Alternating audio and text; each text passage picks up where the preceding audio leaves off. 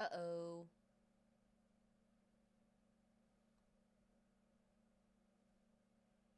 Let me look back and forth between stream manager. Okay, okay, okay. So I think it's just that first little bit. It might... We should be fine. I think we'll be fine. It's just... It's raining outside. I don't know if that's, like, messing with anything. But I think we're fine. I think we're fine. Let's, let's put this on, because why not? Fits with the theme going on right now, I think. I've been drawing a lot of Stardew on stream.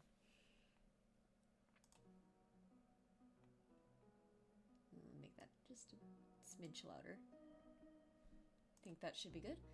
Alright. Alright. So, we're working on the comic. We're working on the comic because, there are 9 pages here. And Johnny offered to help me ink. So that means... what's it called? So, I haven't sent him any pages yet because... I have a very, very specific way that I ink, right? It is my art style. I get to choose the mental breakdown music. Delete the background real quick. Basically, I just want to make sure that when Johnny sees how I do this, he has, like, something to go off of. Because, like, while, yes, I ink, like, most elements, I think actually everything in this comic I'm basically going to be inking.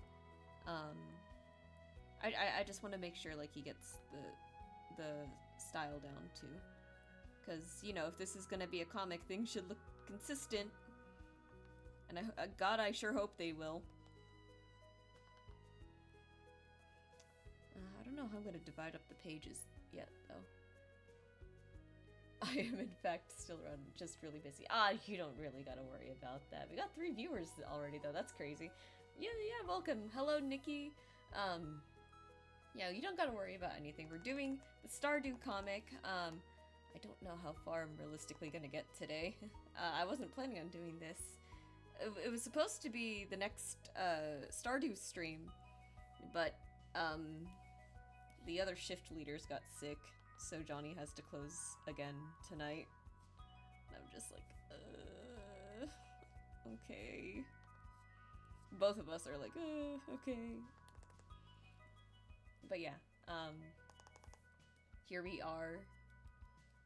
Let me know if stream looks alright. I have it pulled up here on, the side. But, it is raining over here. Oh wow. And I just want to make sure.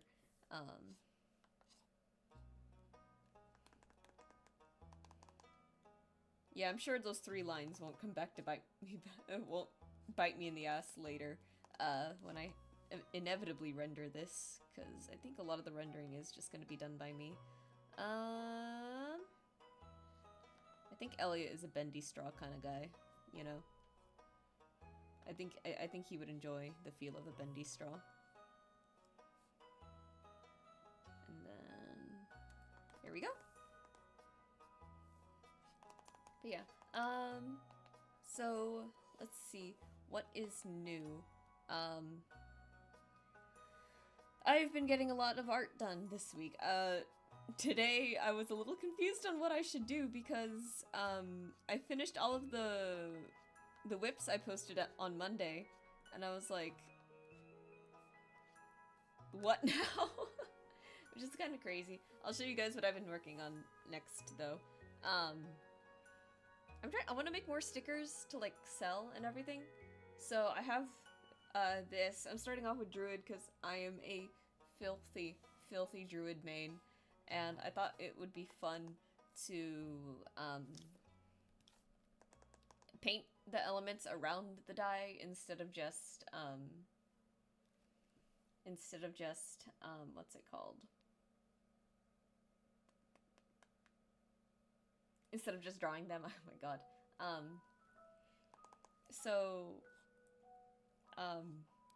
Yeah, as it turns out, I can paint. Not that I was, like, entirely doubtful of that, but it is always surprising to see how well things actually look, when I put my brain to it. I spent, like, an hour, like, I looked up, oak branches and leaves and everything, right? So I spent an hour putting all these leaves in. And I still want to do the acorns and everything. I probably won't go too hard on the details now that I look at it, because this is gonna get printed and everything. So I don't know how well it's gonna look, but I think the last thing I want to add to this is maybe some mushrooms, because circle of spores and everything. Maybe some flowers, we'll see. And then I'm gonna figure out like how I want to put the border on this so I can put it on the sticker sheet. But that's what I was working on before stream. If you saw me insane posting on the socials, like why are there so many leaves? That is why.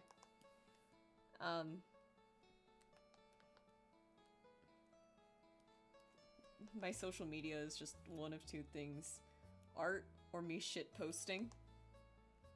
And I think that is a good habit to keep up. It seems like people like it. Let's see.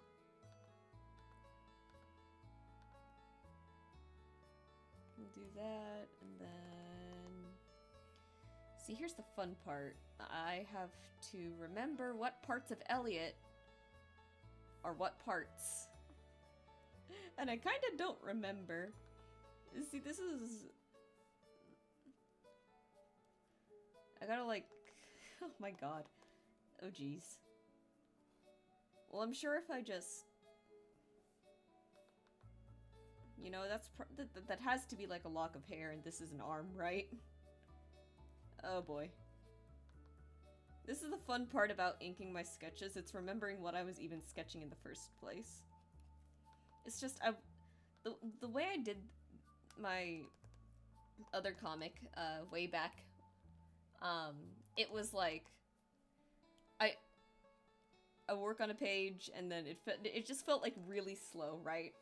So I thought this time, oh, okay, how about I just put all the pages here, and then just work on them sort of all at once, and just kind of take, like, the time that I need to on it, right?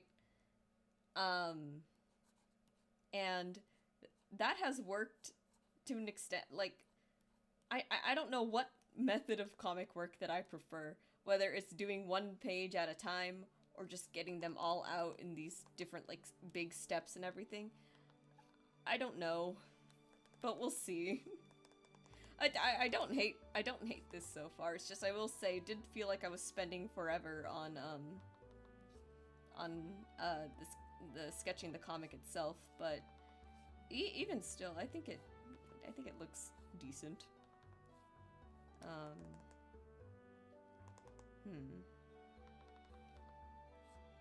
It's more like that, actually.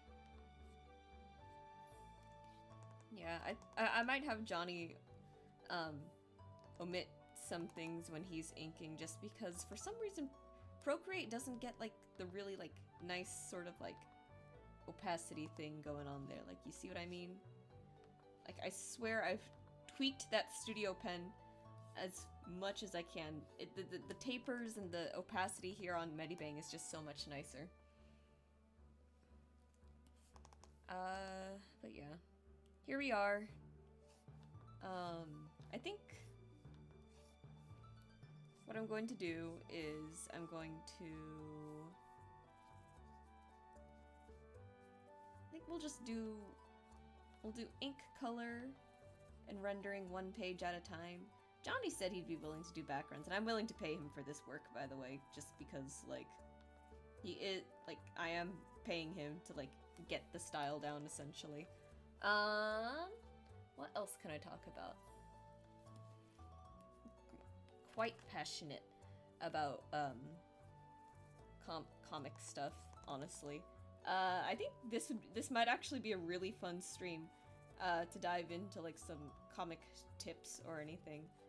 I'm not sure how fun that will be. I hope it'll be fun.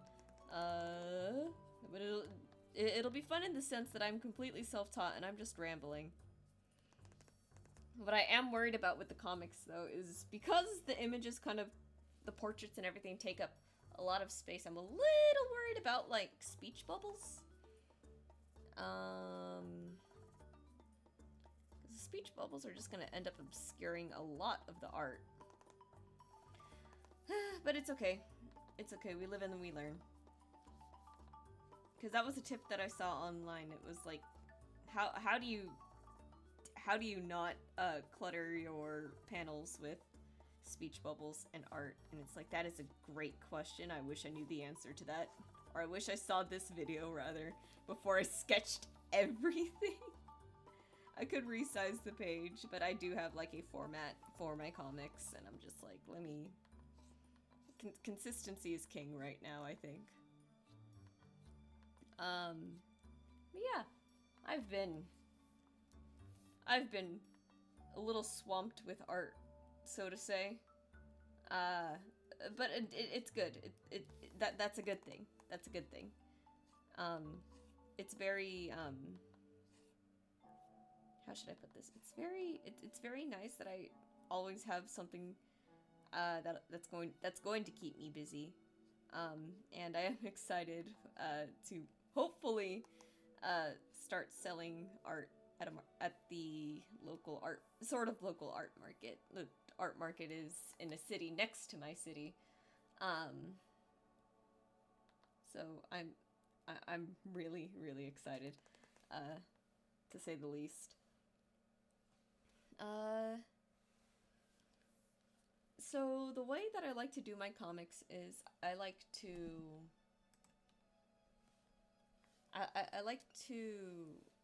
usually I will have like the border for the paneling and everything first.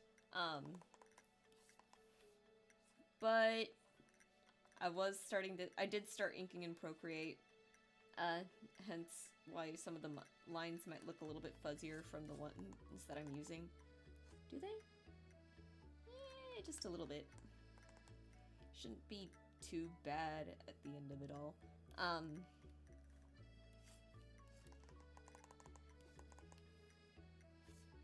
But I started in Procreate. The thing with Procreate is it feels weirdly difficult to make the really straight lines. Like, I don't know, I'm a little bit of a perfectionist about it. I should probably like not bother about it too much, just because it does take a bit of time for me to like get the lines that I wanted to, and it's not really that much noticeable of like a difference, but I like doing it. I think putting in that little bit of like work, it makes me feel better about it at the very least. Let's see, possible ban evader. Looking...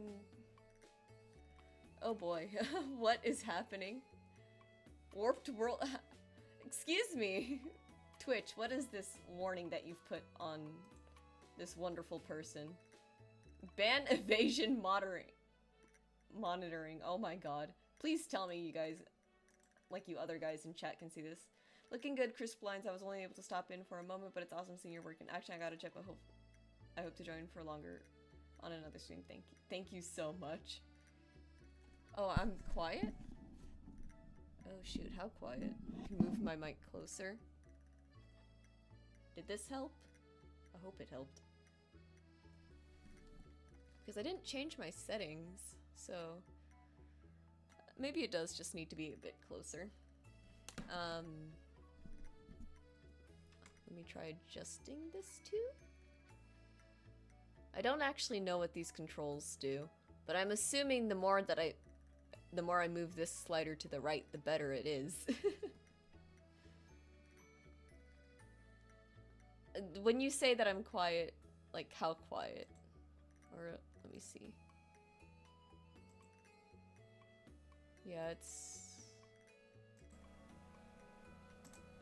Is this better? It might have been on the wrong mic setting. Oh my god, okay. Move this back down to wherever it was before, so I don't clip the mic, because I think that was like some early stream stuff that I didn't like too much. Okay, my bad, guys. I don't know why it changed my mic settings. Oh my god, I hope the other stream is okay. Whoopsies. Alright. But yeah, thank you, Warped Worlds, for the crispy line compliment. I do like crispy lines. I think my lines are very crunchy. Like chips. That's what we mean by crispy lines, right?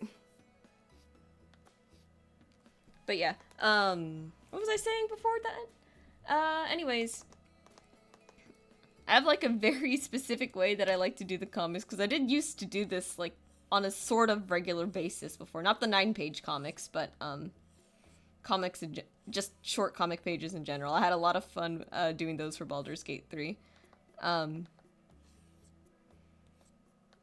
But here it's a bit different. For one, my style's developed, and instead of using a size 15 pen, I have now upgraded to size 20 because I've decided my lines just aren't thick enough yet. Because of course I have.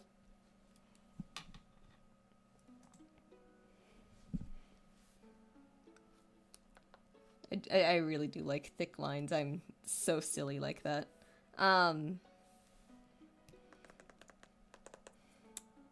Yeah, that eyelash should be okay. We'll just emphasize this just a little bit more. One of the things that I like about the way that I ink is that you can sort of sculpt the lines a little bit, if that makes sense.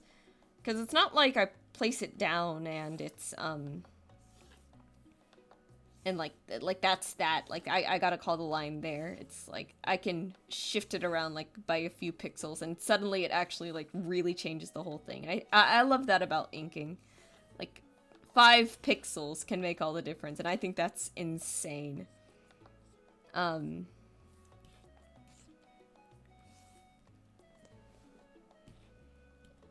Like, I don't know, it's great. I love inking. And also, everyone tells me I have, like, a very, like, comic book looking style, too, so this is just, like, perfect for me, I think. Yeah. Let me just get rid of this part. I'm still sad that me and Johnny couldn't play tonight. I was looking forward to that today. And then he texted me in the middle of my shift. Speaking of my shift today, oh my god, the middle schoolers were bad. They were, like, so, like, rowdy today. My manager ended up kicking them out, but that was after I was off the clock already. It's just, I get so upset about like, the fact that it's not that I think that middle schoolers can't, like, go out to, like, eat or anything. It's just, it upsets me that, like, they're out here and it's like their parents expect us, the store people, to babysit them, or, like, it's like we're a daycare, and it's like, we're not a daycare, we're a freaking restaurant. There are other people here. Like, today they were crowding, like, the beverage bar, and my manager had to tell them, like, hey, please stop doing that, let other people get their drinks. They keep standing around and everything. Personally, I think there should be a sign where it's like, if you're 15 or younger, you need, like, an adult to come with you. Like, you need adult supervision, otherwise you can't come into the store. Like, I think that would solve the problem. There were some middle schoolers who protested to it, and these kids are, like more well-behaved ones. But the point still stands. It's like, I don't want to watch these children. I don't want them here. Also hoping the mic volume is holding up too. I'm gonna move it back just a smidge. If I'm somehow, like, dipping below my camera, I'm so sorry. I have my tablet kind of low today. Or, like, it's usually low, but I'm like down here, I mean. Let's ink the scales. I think part way through the comic I did kind of change how I arranged the scales on my face, but I'm not gonna think about that too hard. When we get there, we get there. That's what I'm gonna say. I forget what page it was on where it, like, started to shift a little bit. But I just know that it kind of did. something like that. Move this up a little bit, actually.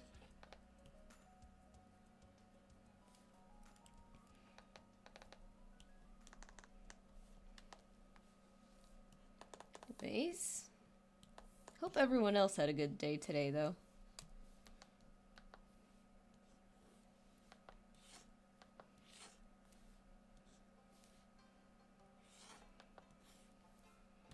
I got home around like 5. I just stayed at work to like eat because we can't take our free meals home. It was nice. I mostly relaxed for a bit. Like I said, I finished pretty much all of the, literally just all of the whips that I had planned for the week, which was a surprise to me. So again, I was just kind of like sitting inside the restaurant today, like, what am I supposed to work on? And I figured I might as well get to these like sticker ideas that some of these sticker ideas that I had, for a bit. I'm excited to get to them. I have like some ideas for some of the classes, but it's like, I don't get to be a player often for D&D.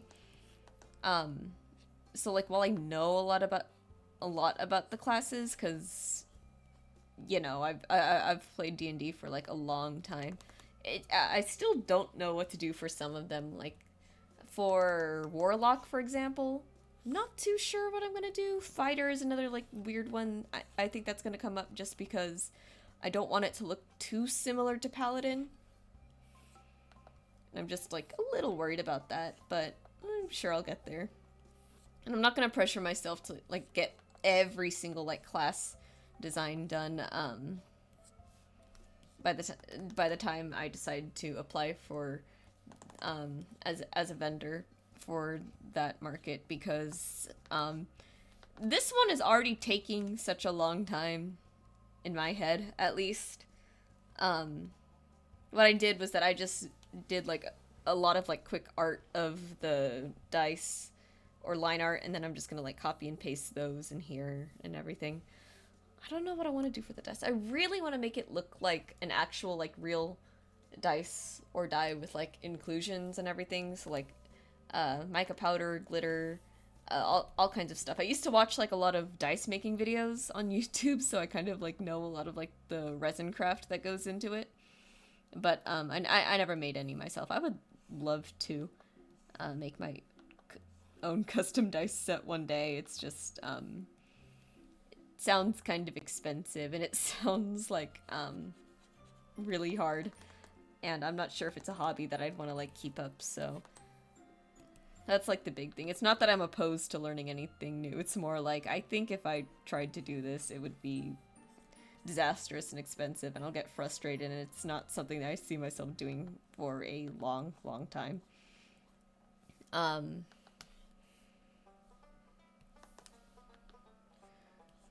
It would be cool for the store, though. Another thing that I looked into today was seeing, like, okay, how do I want to do the Displace Your Beast, like, keychains? Because for stickers, I think I can just leave the design as it is.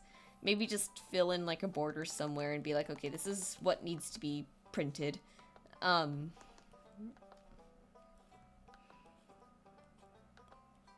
But for the keychain, I was trying to come up with like different ideas on how it could work. I was like, maybe either like 2 separate keychains. You can get one that's like the illusion that the Displacer Beast creates, or you can have like a reverse image on the back, and that one is different. I thought that would be a little bit fun.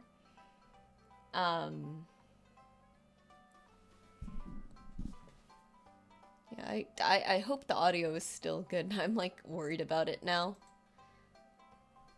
It should. I really do feel like it should be on the right thing. I just don't know. Yeah. Let's see. Then we're just gonna turn this down real quick so I can see how I'm supposed to do the earring. I think I'll do the 10 size brush for this, maybe. I know I definitely know, like, down the line in the comic pages, I completely forgot how to draw the earring that I gave myself. So, I'm gonna have to reference this page for how to do that again at some point.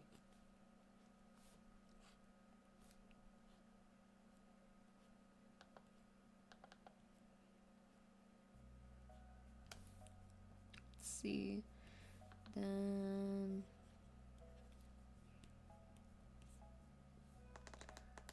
turn that up. And it looks about the way that I need it to. As we do.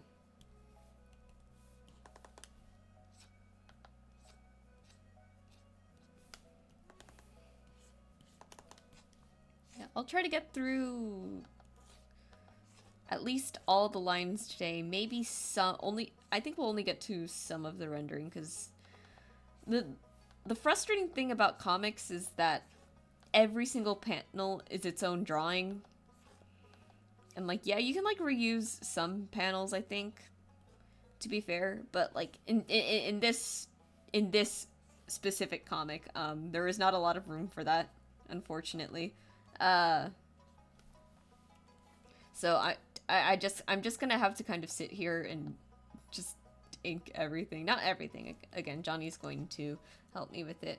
But yeah, the daunting thing about comics, and it will always be the daunting thing about comics, is that so much of it is just like, you can have 4 to 5 different drawings on one page, essentially.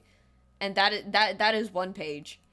And depending on the pacing of your comic, one page can literally be like only 3 lines of dialogue out of who knows how many, right?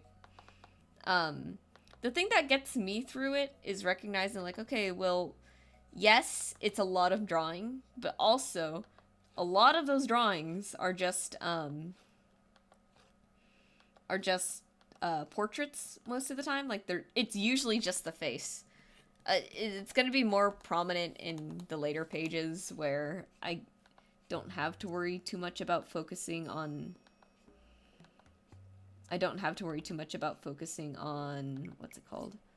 The bodies and everything, because the bodies are going to be, like, out of the panel for a lot of them. It's going to be, like, mostly just the shoulders down, which helps a lot. Like, it's so much faster than if all of these were, like, half bodies, which is nice. So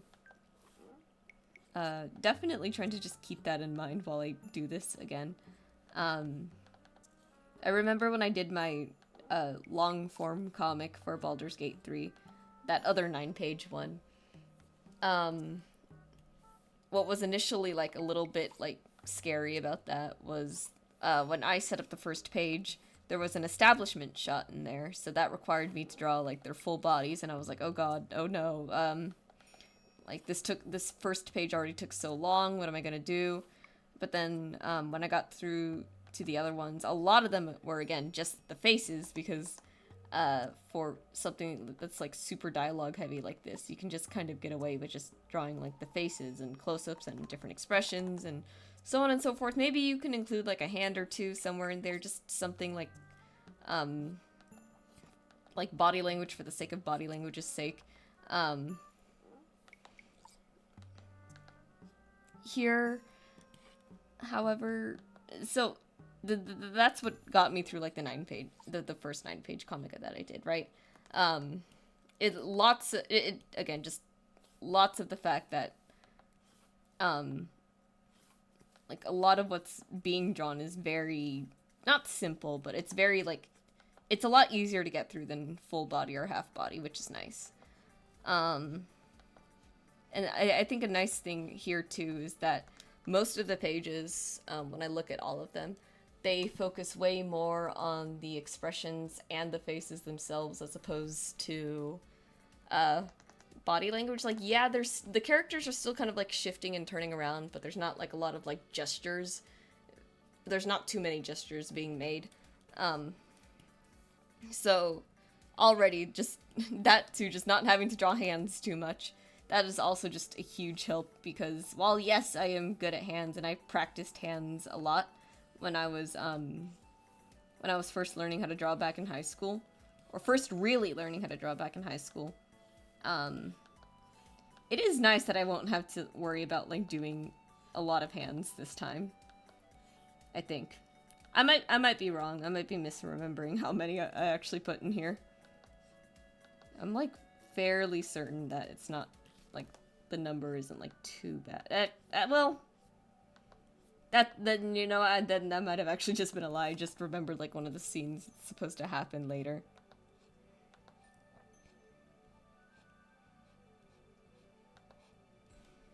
Maybe at this point I should have just done, like, an animatic. I might as well have just done that, probably.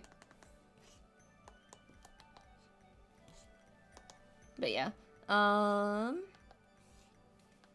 excited for the little hand-holding scenes, though. I think they're really cute. Romance is such a fun, like, little thing to write. Not that it's... I won't say that it's easy, but I think for me it comes, like, fairly easy. I've read a lot of fanfic. I've seen a lot of shows. I think it's only fair that I know how to do this. I like the idea of, like, the whole, like, accidental hand holding, like, oh, we didn't realize, like, we were doing this. I think that's, and I think it has, like, a fun build up to it, too. Yeah, I got a lot of stuff printed for art markets as well. So I'm really excited about that. At some point, I'm going to figure out how much I'm going to have to actually print of each one. I'm not entirely sure. I'm a little worried about that. Part of me doesn't want to, like, print a lot because it's like I kind of recognize... I think a lot of my art isn't, like, typically the kind of art you'd really, like, put on a wall or frame. So I don't know. I kind of seriously doubt I'm going to sell a lot of prints, something like maybe, like, only 5 each of the spread that I already have. I have, like, a few more that I can use back there on my wall. I just haven't actually gotten around to copying or making more copies of them yet. The goal right now is for me to get, like, some sort of, like, mock-up booth going, so I can actually submit pictures of a booth to the applications, because the applications need that, and I'm like, oh boy.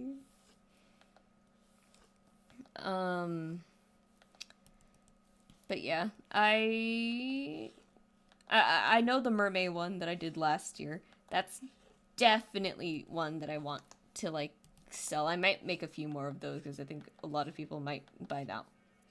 Might be more inclined to buy that one.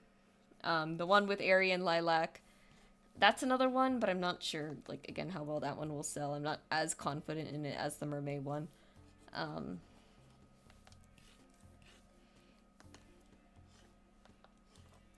As for the ones that I've done recently, let me think.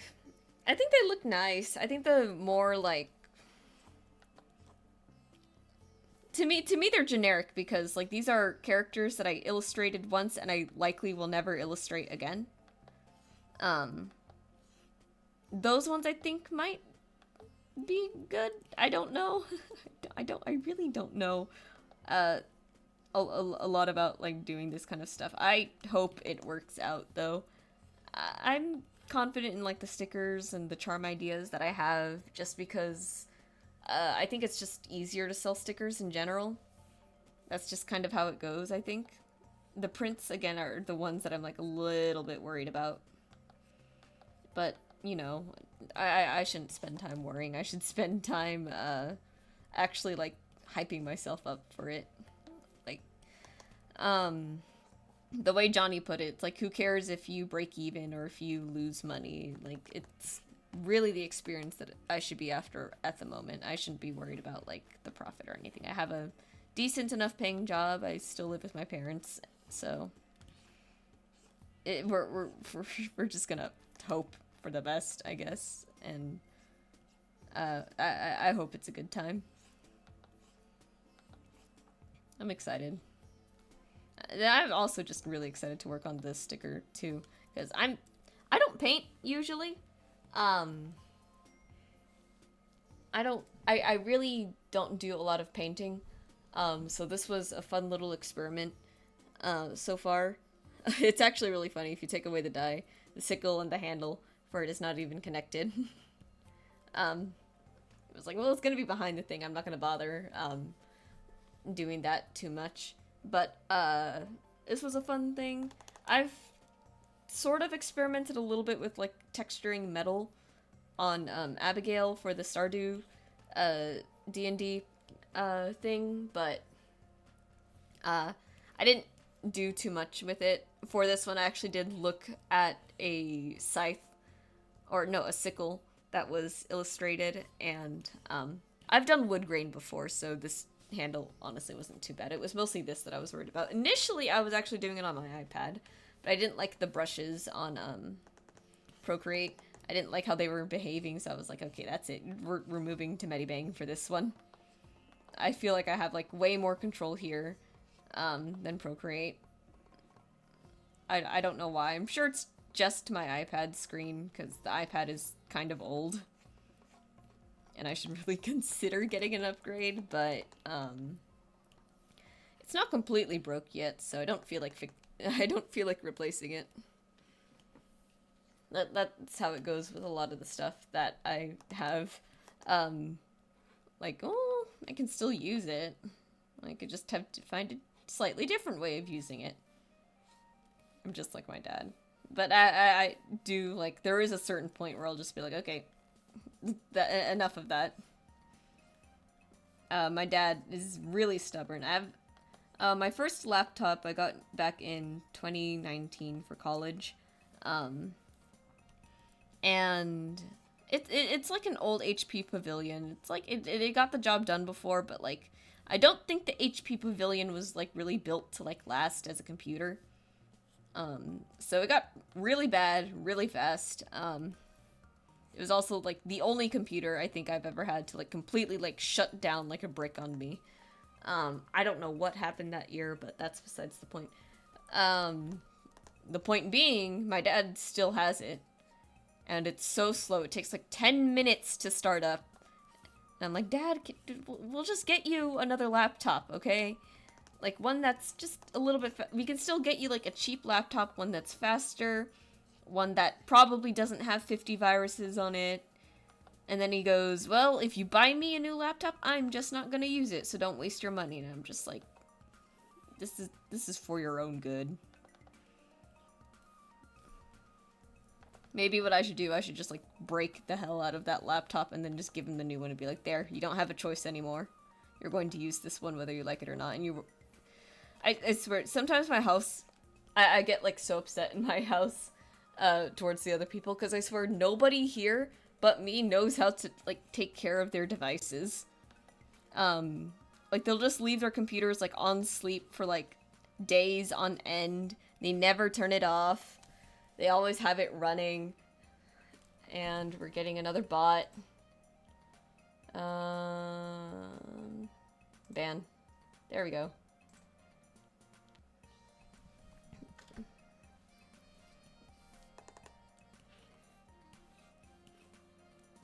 Oh my god, there's a whole thing here.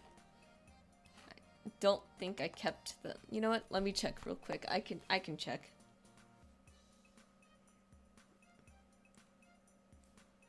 Let me do this real quick. Let me just see. Did I leave? I did not. Okay, so I'm not gonna bother inking this sort of like seam, this seam on the sleeve here. Okay. Yeah, you could tell like there's inconsistencies in the comic because I kind of keep forgetting like what I'm doing. But yeah, like they at home, not a lot of like it's just frustrating because it's like, why is my computer so slow? I don't know, maybe it's because you've left it running for like 5 months straight. Clive had a gaming laptop before actually, and it overheated because he kept playing with it in bed, even though we all told him, don't play with it in bed. And he still did it, and then guess what? It broke. Like, it overheated, and it just, the fans didn't work anymore. And I'm just here like... And then he has another computer, a cheaper one, that he can sort of play games on. And then he still plays in bed when he knows that his other computer broke because it overheated because he played in bed. And I'm just like, why do I even bother anymore?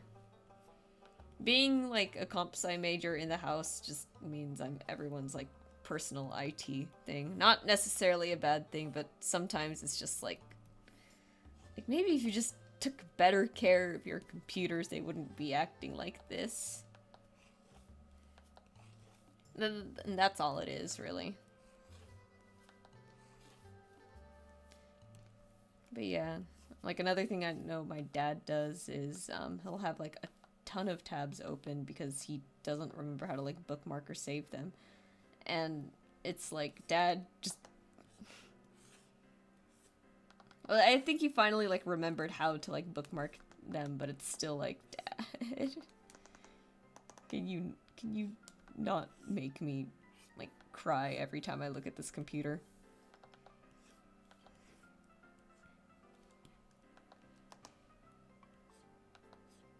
My mom's, I think of the five of us excluding me, my mom does a better job at taking care of her devices, but to be fair, she doesn't have a computer. She uses Apple products, and Apple products are very user-friendly in the fact that they're very user-friendly in the fact that they're convenient. I'm gonna put it that way because I don't know how else to put it.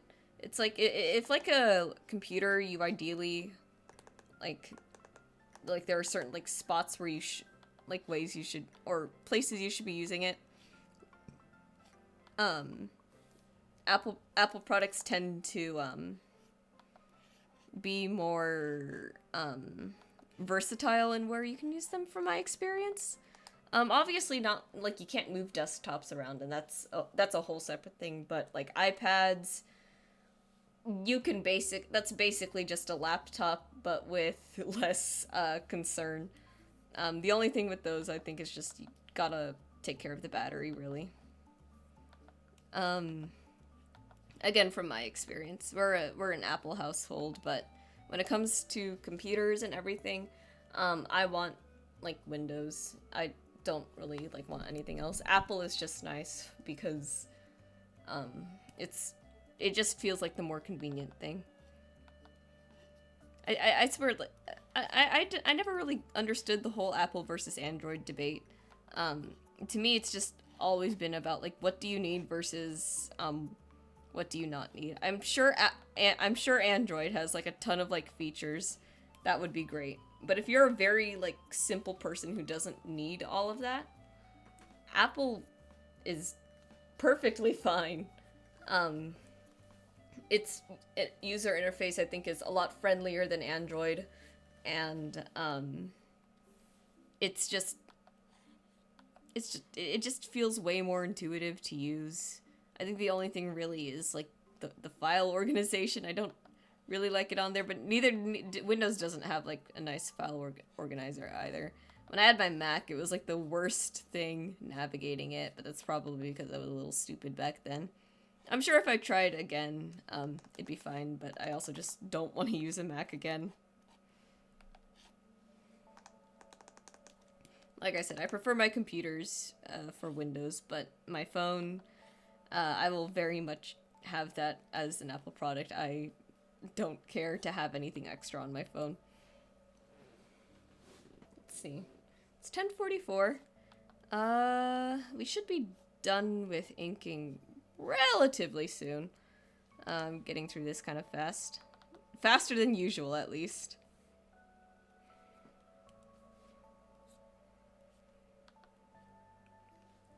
I wish I had like actual tips to give on inking because I feel like I know a lot about it. It's just the one thing about me is that I'm self-taught and I don't know the words or the terms or anything.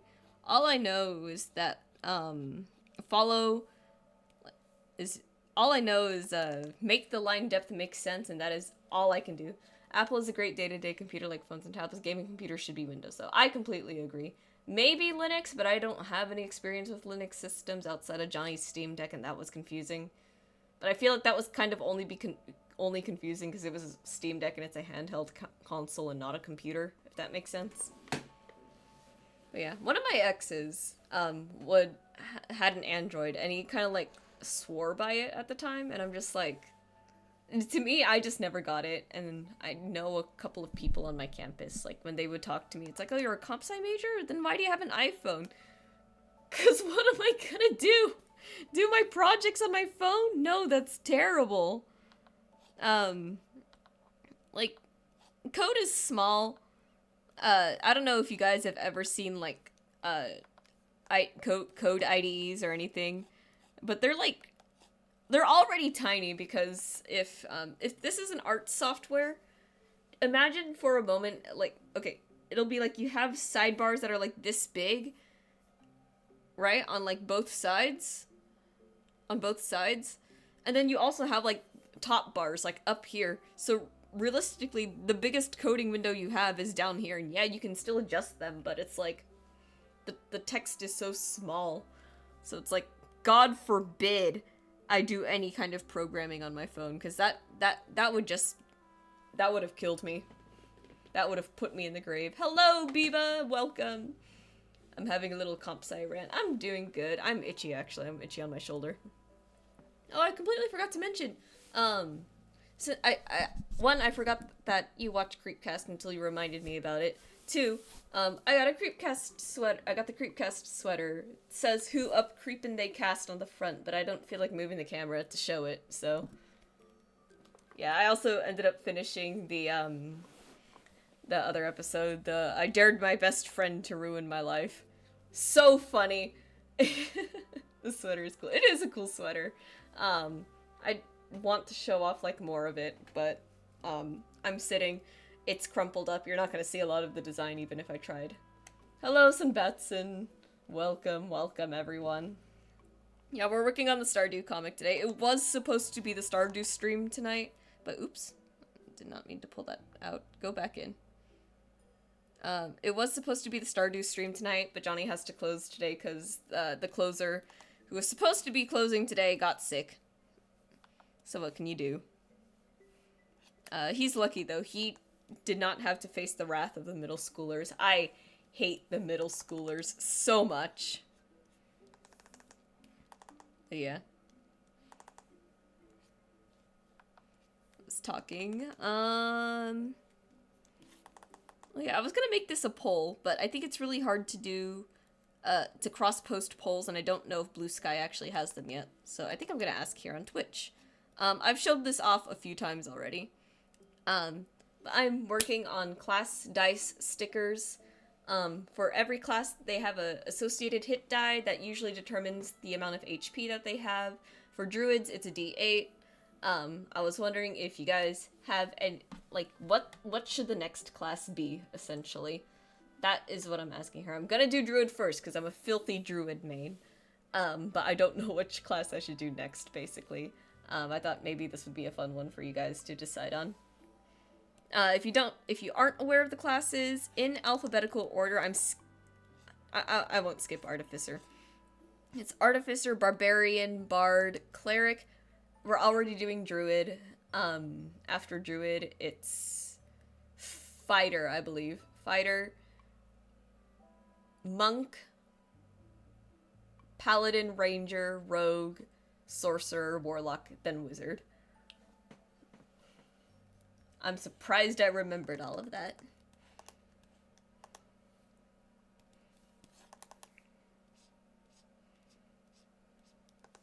Yeah, it's just gonna be like very generic. I'll try to cover like as many subclasses as I can for each sticker, but it is gonna be like very just class specific, not subclass specific. Oh my god, I can't speak.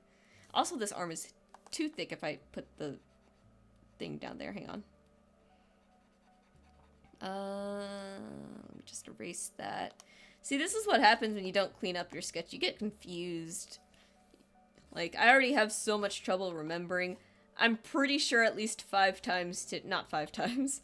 There was at least one point today, I kind of, like, forgot there was stream, and I was like, oh, shoot. Like, if I don't constantly, like, sit here and remind myself, I will forget. I will forget. It doesn't matter if the schedule is there. I don't have reminders on my phone because, that hasn't helped before. So I just have to, like, sit here and keep, like, talking to myself in my head and be like, you gotta remember this, okay? Like, look at the time now. Look at what you're doing. Look at what you need to do. And I'm like, okay. And it's like, okay, you have stream at 10 o'clock. Right. Don't forget. And then I'll continue doing whatever it is that I'm doing. I'm like, oh shoot, that's right. Stream is at 10 o'clock. This is the constant chaos that goes on inside my head. I'm glad I haven't, like, forgotten yet, though. I think the routine definitely helps a lot. It is difficult. I think tomorrow I have work at 10 a.m., which I'm not looking forward to, but part of me is, like, tempted to say, what if I just said I didn't look at the schedule and didn't know? June 1st, okay, maybe next hit die can be Sorcerer. Oh, that'll be a fun one. I do like that a lot. I have to come up with some fun ideas for that. Like, what elements can I paint around that? Funny story, this little Sona that I have here, this creature, she's actually, or I guess I'm actually, one of those pronouns. The inspiration is specifically, Draconic Sorcerer, because of Mystery Dungeon. I got Charmander, when I first played, and in my head it has just always been Charmander, so whenever I start up a new file, I always make sure I try to get that. And of course, Charmander evolves into Charizard. Charizard is a fire type, so of course we're gonna choose, like, the red, Draconic origin.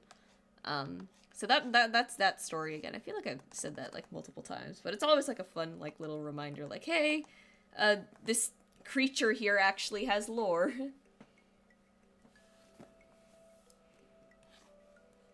But yeah. I'm having a lot of fun. I think this is looking good so far. I haven't saved in a little bit, so I'm gonna do that real quick. Oh, another reason why I wanted to do, like, the whole, like, panel borders and everything here on Medibang is because I like the straight line tool a lot better here. It just feels crispier, if that makes sense. Like, I don't have to eyeball it, like, too hard, and I can move it around fairly easily, I think.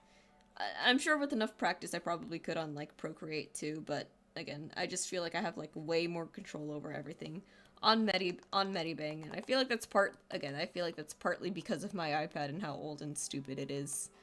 But until it finally gives out on me, I don't feel like replacing it. Because I be like that sometimes. Mystery Dungeon, hey, that's a valid source of inspiration and a great time. I love Mystery Dungeon. If you actually look back on my YouTube channel, I used to stream it, but that's not because I was, like, actually actively streaming and trying to get an audience. That was because I just wanted to record it, and I didn't feel like having, like, 6-hour videos on my computer. So I was just like, ooh, Twitch autosaves VODs, and you can, like, upload them to YouTube and have them forever, so that was my whole thing.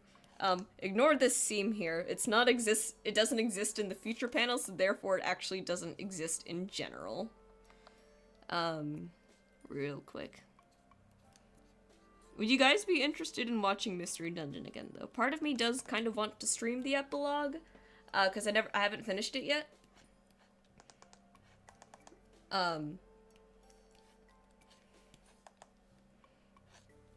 Because I haven't finished it. I lost my train of thought. Yeah, okay. It's not coming back, but I appreciate the feedback of, like, yes, I should play Mystery Dungeon on stream. I agree, I should play Mystery Dungeon on stream. That game is genuinely up there with one of my favorite games of, like, all time. Like, I think, genuinely, it is on par with the likes of Baldur's Gate. Like, maybe that sounds like an outlandish claim to make, but high key, I genuinely, for me personally, Mystery Dungeon is on par with Baldur's Gate. I think the story, even though maybe it's a little bit juvenile, like it's a game for kids, like, duh. I think it's a fantastic story. Not a lot of games have ever made me cry. I cried a little bit in Baldur's Gate, I think. But I remember being an inconsolable mess when I finished Mystery Dungeon for the first time when I was like 9 years old. That has to be one of the funniest memories I think I've ever had. Or it's funny looking back because I was there crying on the couch and my mom was like, "What is wrong with you? Like, why are you playing a game that makes you sad?" 'Cause, you know, she doesn't understand. And I'm just there like, I just finished this game and I'm crying. But besides the phenomenal story in that game, I think the soundtrack is completely like timeless and unrivaled. The DS sound font, I think, is just one of the best things ever. How did I do his hair here? The DS sound font is genuinely like unrivaled in like the unique way that the unique sounds that it has. And then this needs to come down. Maybe I shouldn't make that too thick because this is just the hairline. I think the artwork is great. Pixel graphics are always going to have like a very special place in my heart. I think that rings true for a lot of people. But the ones in Mystery Dungeon are genuinely like so. They have like a very, very special charm to them that I think a lot of games don't have.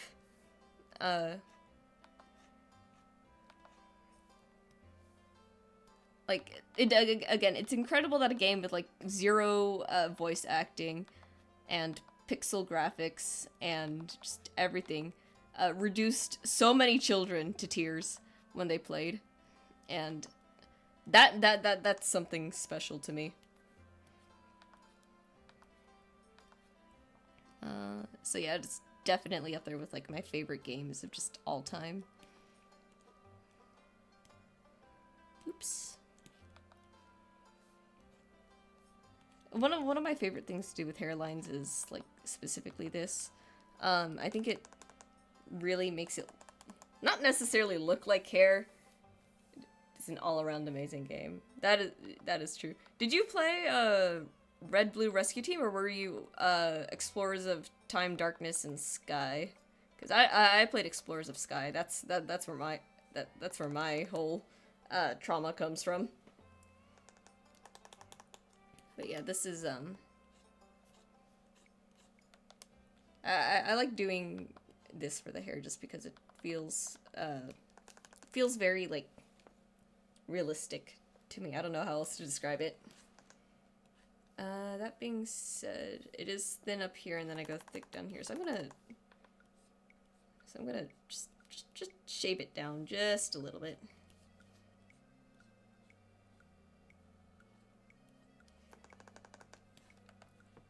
Yeah, that should be good.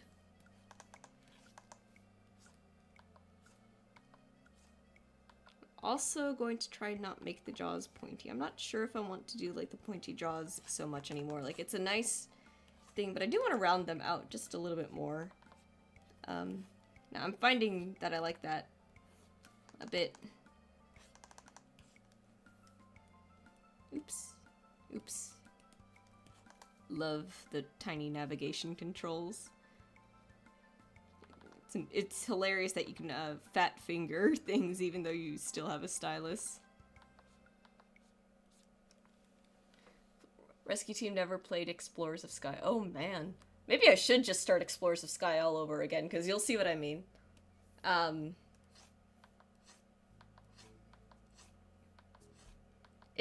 Explorers of Sky was just such a freaking roller coaster. Part of me just doesn't want to start over, because again, I'm already in the epilogue, but at the same time, it's like, I feel like stream should see all of it.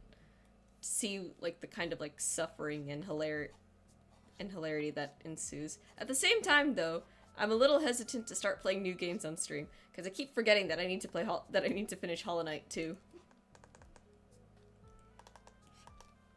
Let's see, let's draw the ear, and then I'm gonna do the face. That's what I'm gonna do. Oh boy. It's actually like really warm in my room. Oh boy. Let's see. This is how I like to do the earrings. I like to just lay down a really like thick outline, and then rather than do the outline, oh yeah, that needs to be on a separate layer. Hang on. We gotta do it again, guys. I personally like to do it like this because it's just a little bit faster. I'd use the edge pen here on Medibang, but the edge pen actually has a solid on the inside. So I can't really do that. You know, I love a good piece of melancholy and getting emotionally destroyed. I'm down with that. All right. I will fire up the emulator and I will see about it. I don't know how soon Mystery Dungeon will be on stream, but we'll see. Maybe I should just put more stream days in the week. The only thing that's keeping me from doing it is work. Really? So, anyways, this is what I like to do for like really like fine details. If I just do this and then it's like a circular earring, right?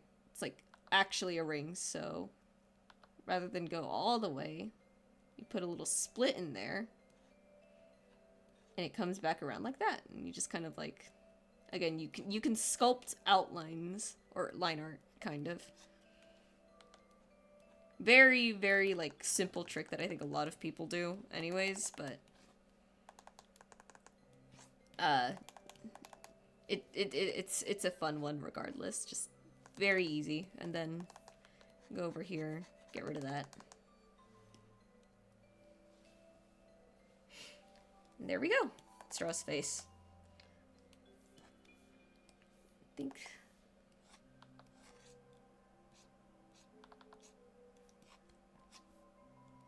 So anyways, did I talk about the whole inking at the park thing? So I took a sketchbook over to the park, like, I think Sunday evening, because it was nice outside, and I didn't feel like, it was nice outside. I started my period. I didn't feel like cramping a lot the next day. I still cramped a lot the next day, I was like, you know, I'm going to take my sketchbook out there too, because I also felt like that day I was staring at screens a little too long, and I was like, I need to be out there and look at an actual piece of paper. So I took the ink out there, and I finally decided, like, okay, today I want to start, like, seeing if I can try drawing people, because I can draw objects, like, fairly well, right? I think I think I'm decent enough at, like, looking at a thing and then drawing it, right? Drawing people, however, drawing, like, your own style of a person is very different. Now, normally, I would have done my usual style here. The thing with that is that for the type of analog inking that I want to do, I don't think this style would actually work out, unfortunately. I think it would just be...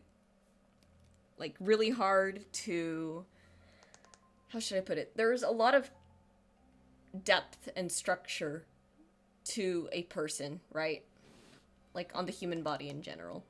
And my style is very simplified, at the end of the day. So, when you need to use that ink to capture all the depth and the structure of a subject... it's better to have a style that caters towards that, in my opinion. So I couldn't use my usual style, so I thought, okay, well, I'll just attempt to develop a new one.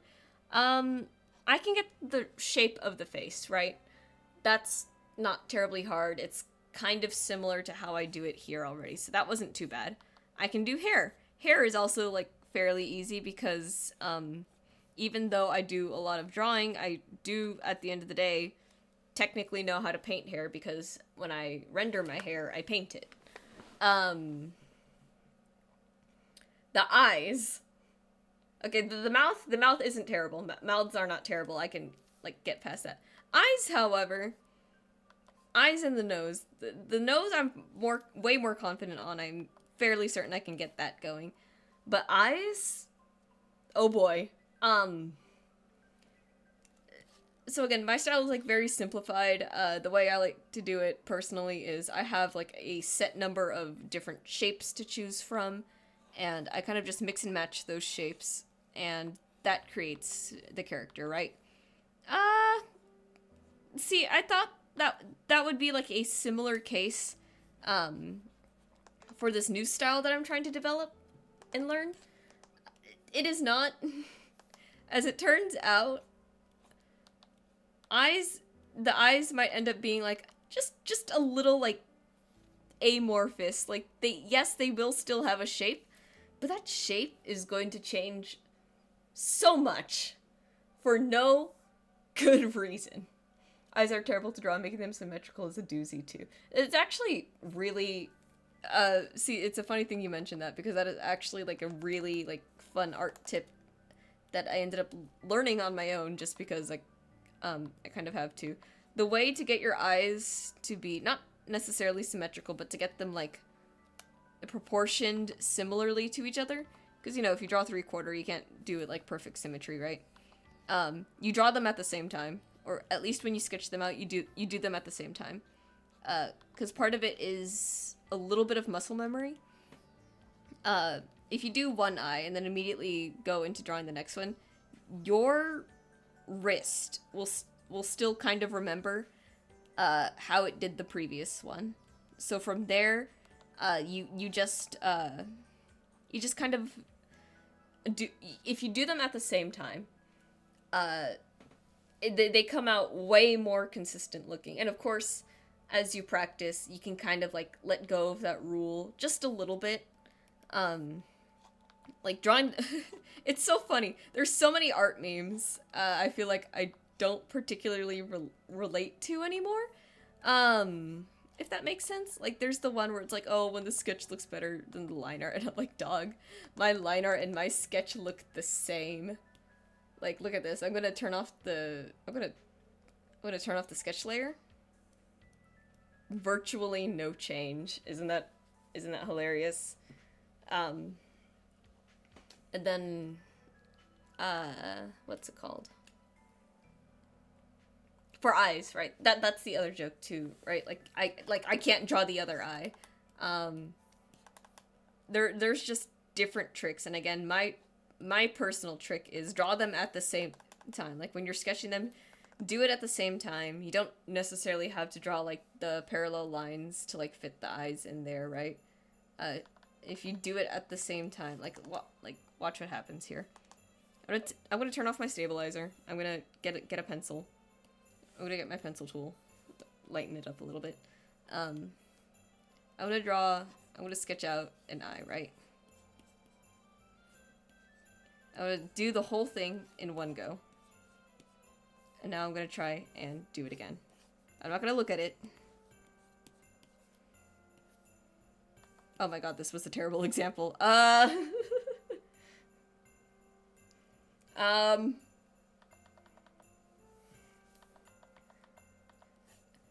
Like, if I stop, like, okay, you can see now that this eye is, like, shorter than the other one, right? Watch what happens if I do just both of them at the same time.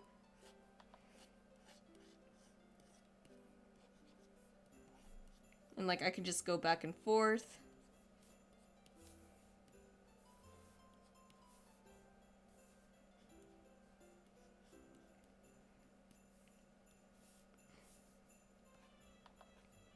And then, see? It's like, this is kind of really all it is. It's not perfectly symmetrical. This was, like, a very, like, quick thing. But it's so much easier, in my opinion, if you, if you just sketch them, if you sketch each part at the same time, you could, so that way you can kind of rely on like a brief muscle memory there, to sort of carry that equal proportion thing. So that's how I do my eyes. I'm just full of like silly art tips. I'll compile them all one day, I think, in like little YouTube videos or something. I'll make a playlist because I think that would be a good idea.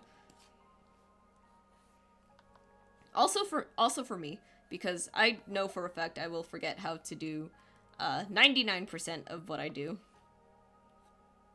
Like I think well, no, I think I vaguely remember one tutorial that I really want to do is how to paint opals. Opal is my birthstone, so of course I want to draw it sometimes. But opals are such like an interesting gem because they have all these like fragments of color in there. So it's really and like they're not always like the same like shaped fragments. Like some of them like really like blend with each other. Others like are really like it's like confetti in there, and like you can see like the distinct pieces of color. But painting opals is fun. I've done it like once before on like an old piece of art. Let's see. I get a lot of artist memes and discussion on my For You page. It's a lot of shared suffering. It is a lot of shared suffering. That's a great way to put it.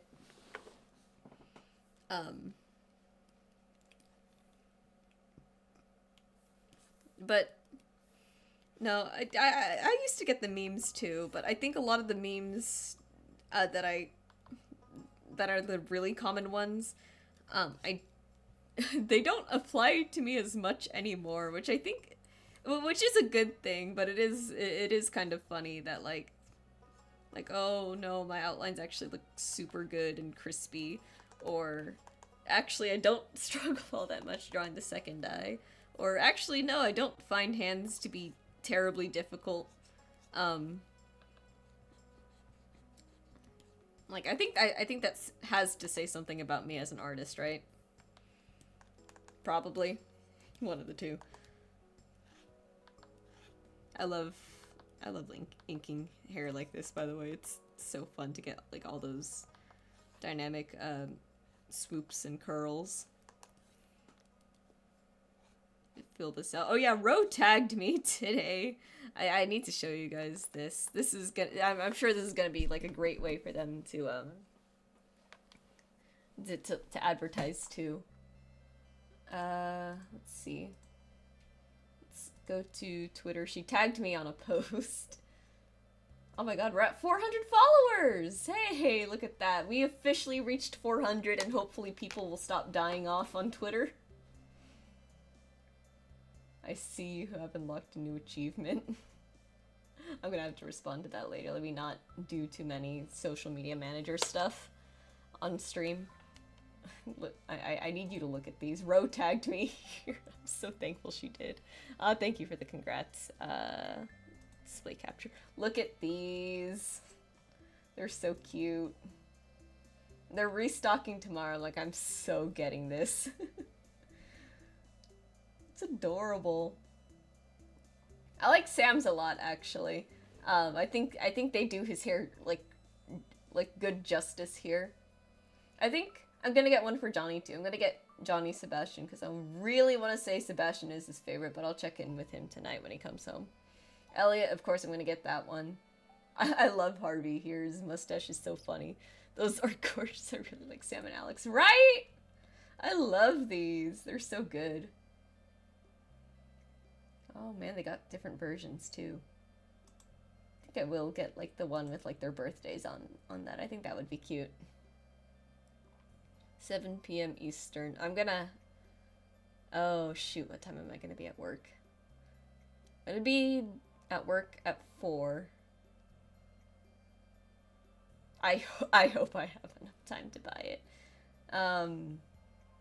I should. The store's not usually busy at 4, but yeah. I'll be sure to, like, put one in my cart and buy it right away. I'm so glad she tagged me in that. Those are beautiful.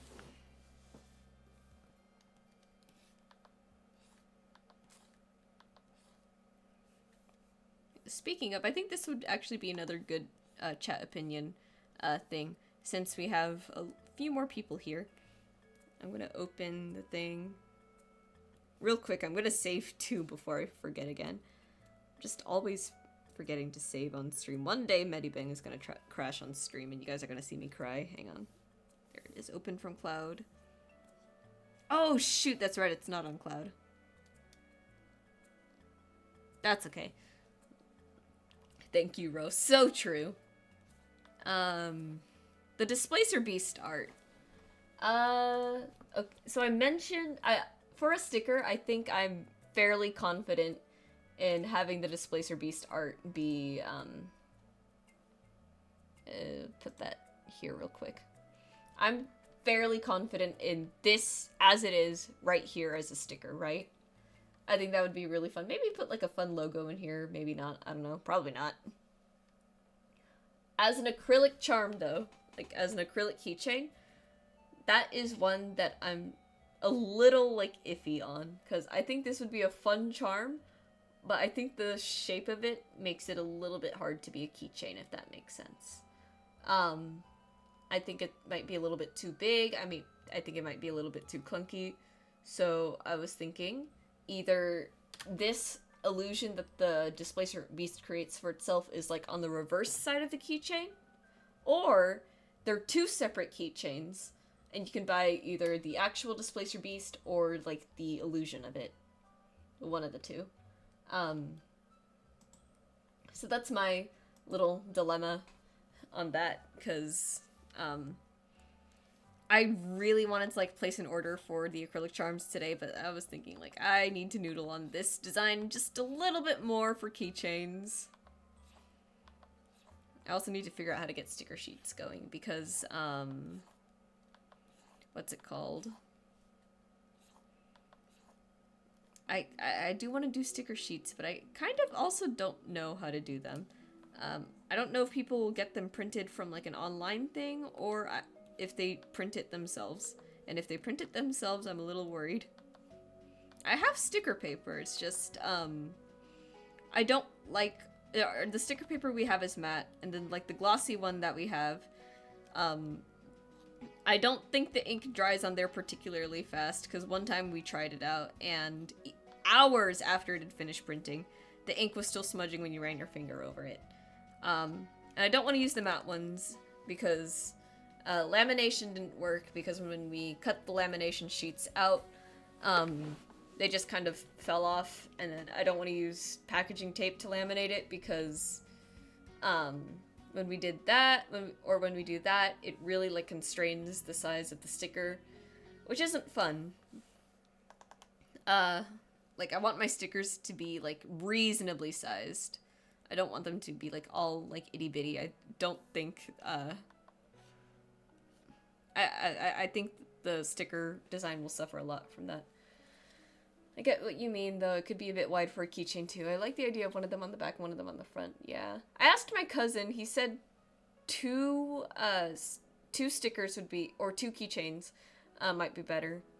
But I also really like the idea of one on the back, one on the front. I don't know. I might ask my... What I could do is I could ask my game store, because another thing I was considering is maybe I can sell some of my art there. That might, because, you know, those, one, I think customers will like it, too. It'll be good for the game store, 3. It'll also just be good for me in general. I'll probably, like, ask, like, hey, could I get, like, 10% of, like, the sales from this? Or something, or I don't know, I'll ask my boss about that. Let me unsharpen his pec real quick, hang on. Just flatten it a little bit. There we go.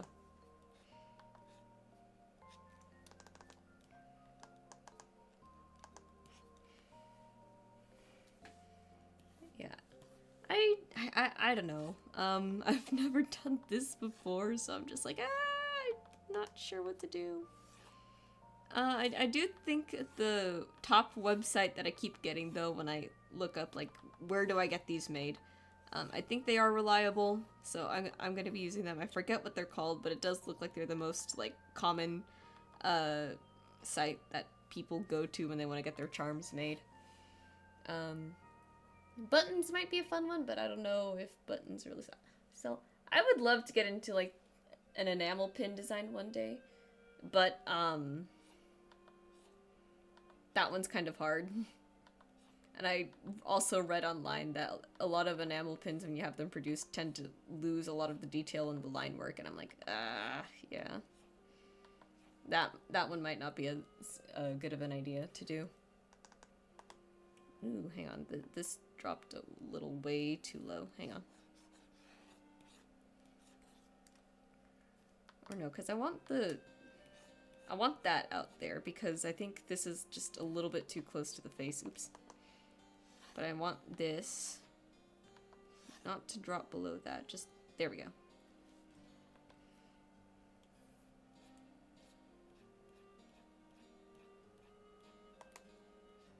Then just shape that out.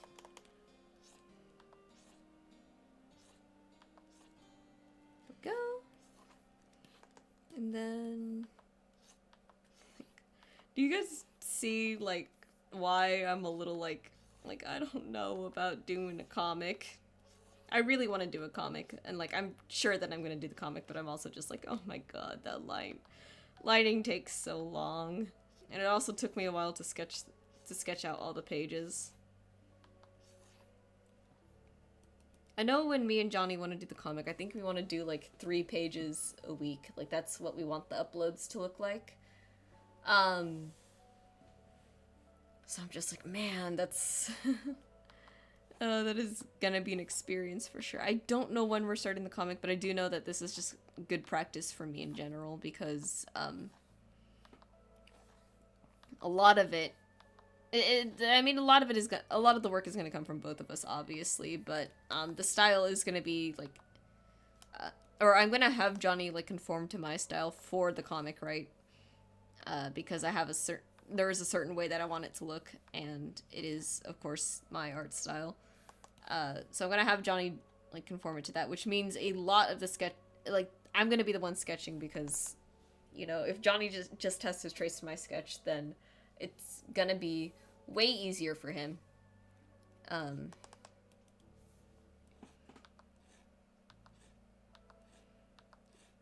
So I'm just like 3 comic pages to sketch in a week, plus inking, plus rendering, plus backgrounds. And yeah, some of that is again gonna go to Johnny, but it's still just like, man, I wonder how we're gonna be able to do that. This will be good practice though. I will say this. I will say this though. I am not going to be uploading a page weekly out of this one, because I worked hard on this, obviously, right? And I do want like a cohesive thread of all the pages together, so that way it's easy to read. So when I uploaded my first 9-page comic, it was really hard, I think, to get a lot of attention on it, because I just kept updating a thread instead of, you know, making a separate post for each comic page. So I think, like, I know I try not to worry too much about engagement. I'm trying not to, at least, just because I know right now, like, online commissions aren't like a huge thing, so I don't need to I don't need to like worry about like getting my art out there too much. It's just a matter of like me uploading it and you guys enjoying it. But that being said, this is a 9-page comic, and I think the engagement should be like, I feel like there should be like a good number of eyes on it. Like, I don't mean it to sound like narcissistic or anything, or it's like I expect people to see it, but it's like, this is a big project. I should probably like find a way to like get more eyes on it at the very least, so I don't feel silly about doing it.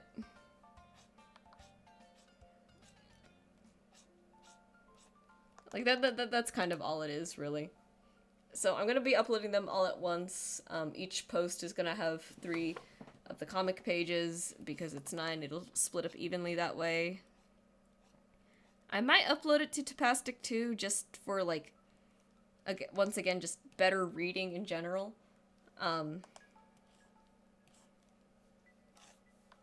Debatable though. I think there's a lot of there's like a few steps you have to do in order to publish on Tapastic, which kind of has me worried, but I'm also like, it's probably fine. And I think if I end up doing that, then I'll try to do comics more often, so I can just like keep uploading in like a on like a little thing, or it's like, oh, here's Kerr's like little mini webcomic series or something, or like here's Kerr's compilation of comics that I do, and they'll all be labeled and everything, and it'll all be in like one space where you guys can find it. I think that'll be helpful. The other thing too is that I think the only other thing with that is I think it's way less common for people, or way less people have Tapastic than they do Webtoons. But my format isn't necessarily great for Webtoons, because Webtoons is way more like a scroll thing. I always liked Tapastic a little bit more just because I like flipping through the pages a lot of the time. So that's kind of where I'm at. I mean, a lot of the stories that I'm super into are like scrolling ones, but I like the format of pages personally.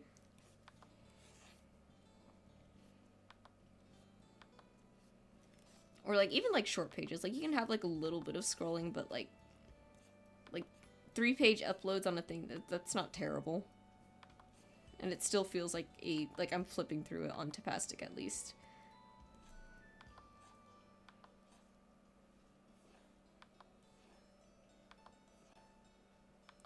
I swear I'm gonna have so much fun rendering the hair. I've been enjoying like putting more shape into my rendering. I think it's been super good for my art. So like, just being able to accent the lines just a little bit more with the paint is really, really fun. Oh man, I can hear the rain through my headphones. That's kind of crazy. I wish it rained earlier in the year, because that would have been like prime time for snow to fall in the mountains. Because I kind of live close-ish to the mountains. And I haven't seen snow in like ages, right? I kind of don't remember the last time we drove up there. And, you know, Jimmy's getting old. He's like 13. And I thought it'd be like a nice thing to do, like, you know, before we inevitably have to say goodbye to him. I think he's still gonna live like a while, right? Because he's still like super active and everything. But just like sometime in his life, I would love to just take him to the snow so he can see it. And Butters too, but you know, Butters has like a long time ahead of him.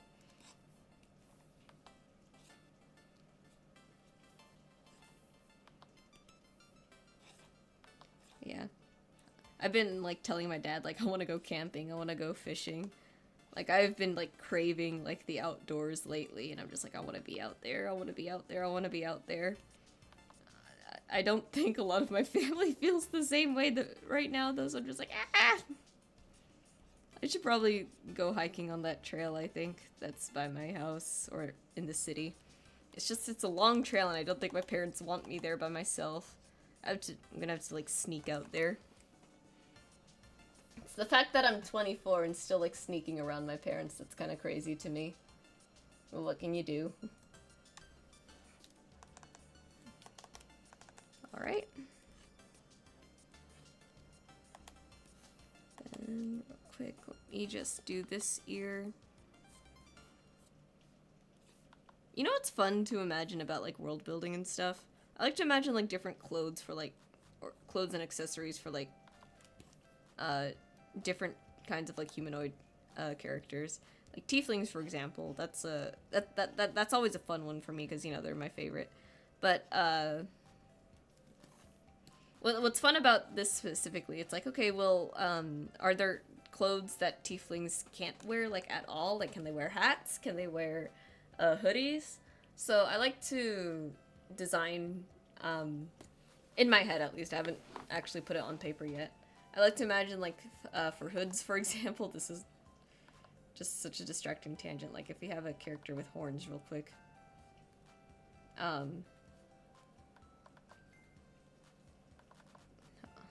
we go. There we go. Like, if they had a hood,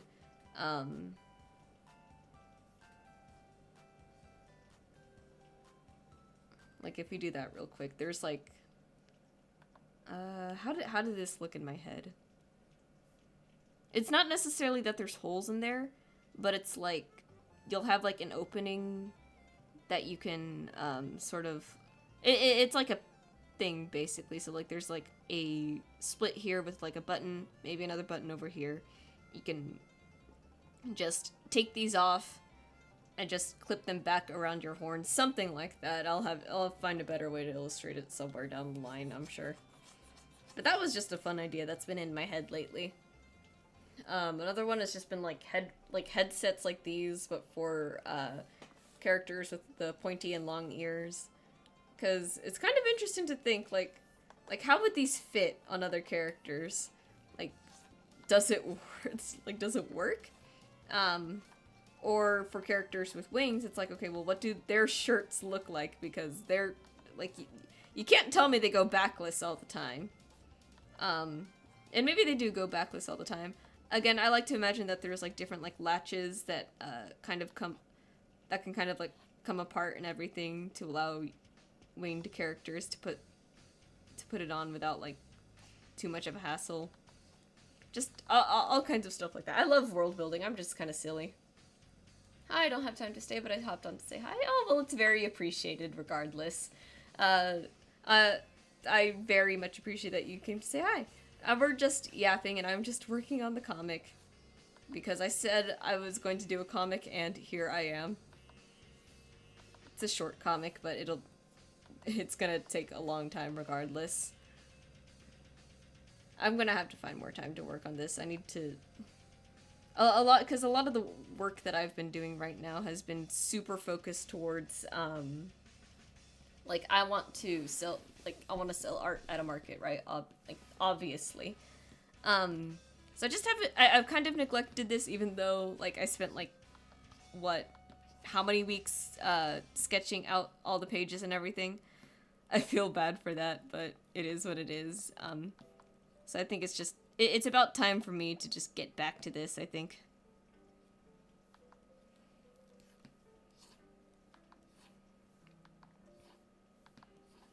What I like about this comic too, I think the pacing here is a lot better than my the other ones that I did, or the other long form one long short comic. I don't know how to say it because most of the time I would just post like 1-page things, but the other time that it was a 9-page comic, I think the pacing there just felt a little bit too fast. I think I should have definitely had like more scenes that just kind of like lingered on characters' expressions. It was a very like slow and dramatic moment, so I think in the same way that I have like more lingering shots here, I should have done that before. But that was before, when I wasn't thinking too hard and just wanted to get it like done. This one's not a sprint, it is a marathon. I've paced everything, so that's where I'm at with this. As soon as I get the outlines done, I'm gonna send a PNG to Johnny on Discord so I can tell him like, hey, this is how like the inked first page looks. If you can get something similar to this, that'll be great. If there's any edits that I need to make, I'll go ahead and just do those without too much problem. Just because I know Procreate Studio Pen can be kind of dumb. But yeah. The biggest thing I think for Johnny is that I just need him to match like the line weight and everything, the different tapers that I do. I hope it's not too much to be asking of him. And I do hope that with him working on it too, we'll get things done a little bit faster. Speaking of comics though, Johnny also wants to make his own. He has a whole short story that he wants to do, and I know that one is going to be more than 9 pages. So I will also be helping him out with that. But my favorite thing was I decided that I would do like very quick, loose thumbnail sketches of 2 of the characters in his thing. And I sent it to our group chat. And I personally like how it looks. Let me see. Let me open Discord real quick and I'll show you guys what I'm talking about. Man, it is really warm in my room. Let me roll up my sleeves a little bit. And Discord has to update. That's okay. Let's see. Let me grab it really quick because I think it's a very like silly thing. Because while yes, Johnny could use like the general like direction of the comic, the script that I wrote alongside it has to be one of the dumbest things that I think I've ever done. So I'll just copy that real quick. Close Discord. So I love doing this kind of stuff. Let's see. I do my comic pages. 2300 by 2700. I really want to say it's that. Yeah, basically fits, I think. Oh no, I think it's actually... I think it's actually 2700 by 3000. Yeah, the pages are a little big.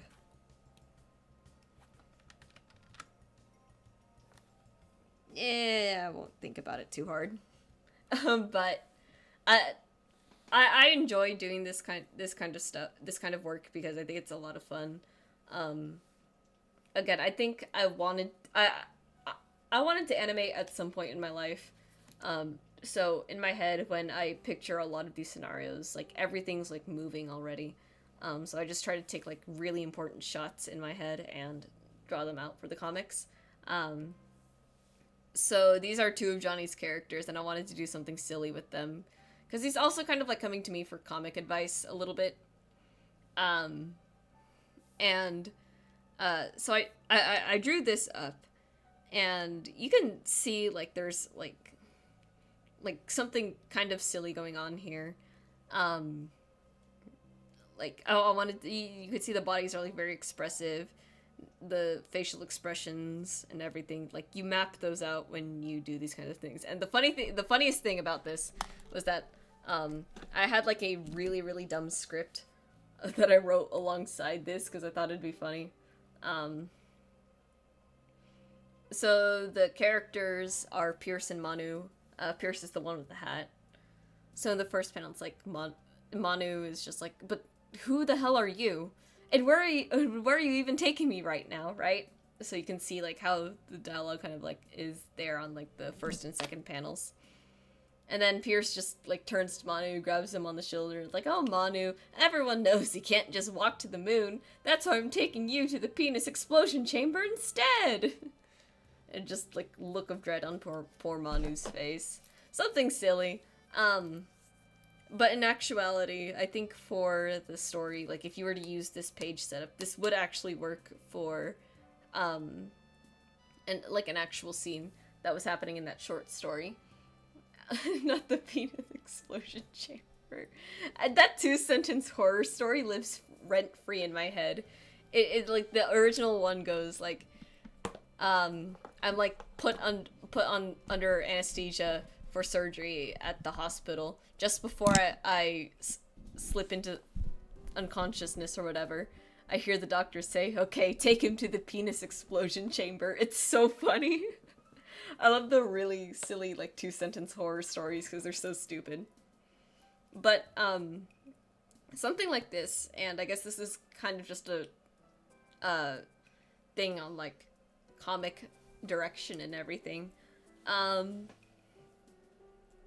I think it's good to have, like... I think it's good to treat your comics the two-sentence horror is so odd. It's so funny, though. But I think it's important in your comics not necessarily to treat them like animation, but to pretend for a moment that they're animations and you're just pulling, like, shots out of them. Because, the way it works in my head, it's like there is a scene that you are drawing, and yeah, maybe not the whole thing is moving, but you can sell the illusion of like a camera like panning around, you can sell the illusion of like characters turning, or like just natural cuts that you would see in like film and animation. And I think it's a really neat idea to take that and translate that to a comic. And another thing too that I personally like to do is sometimes when I'm by myself and I need to like think out a scene in my head, sometimes I will just act it out because like gestures are again a very important thing in comics, in my opinion. So like here, like Manu being like, "Who the hell are you? Where even are we right now?" Just like throwing his hands out, and of course you have Pierce just like nonchalantly. He doesn't like. He's not too concerned about anything. He's doing like the sort of like a old-timey 1920s cartoon walk. It's that kind of stuff that I love about like the comic work that I've done, that I'm doing right now, that I've done in the past. I think I think it's just a very like fun like sort of like shortcut on how to like on how to pace things and how to illustrate them and visualize them in your head. It's maybe one day I'll make an actual concise video about this. But for now, this is just like me rambling about like, hey, here's like some funny stuff that I did, and here's an actual lesson that you can take from it, because of course you can take an actual lesson from it. But yeah, do I know a lot of this from like actual classes or anything? No, I'm entirely self-taught, but I've read a lot of comics, I've seen a lot of like film and animation, I think.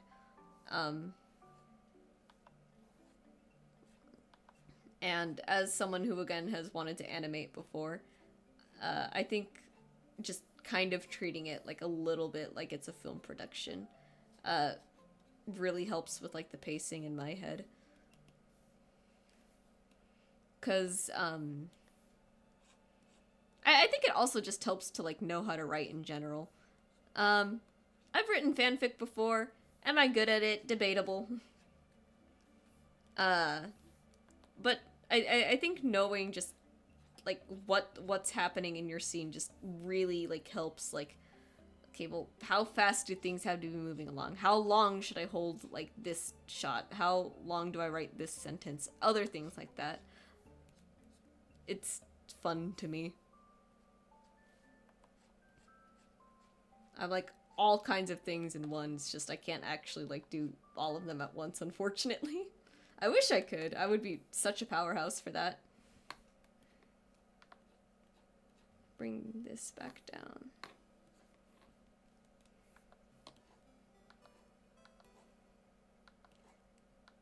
Donnie's been playing Red Dead with one of our co-workers, actually.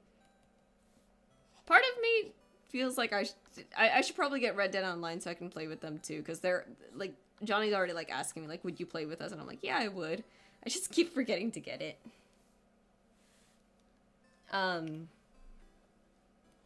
I know the ending of the actual, like, Red Dead Redemption, like, the actual, like, storyline there.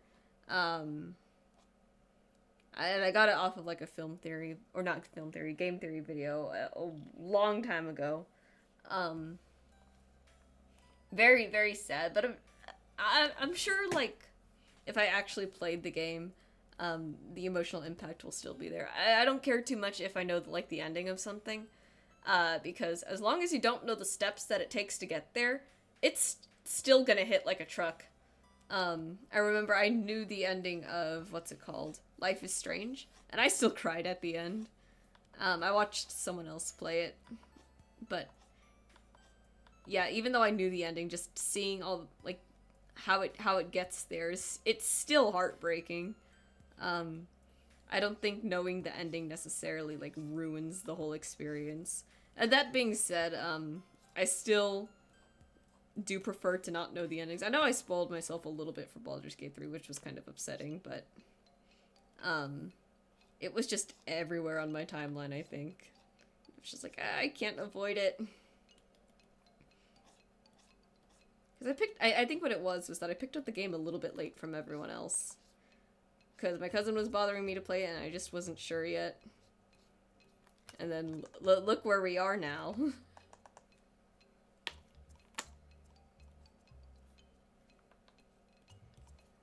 I hope tomorrow isn't too bad for work. Today wasn't bad. The school rush actually happened a lot later in the day than it usually does.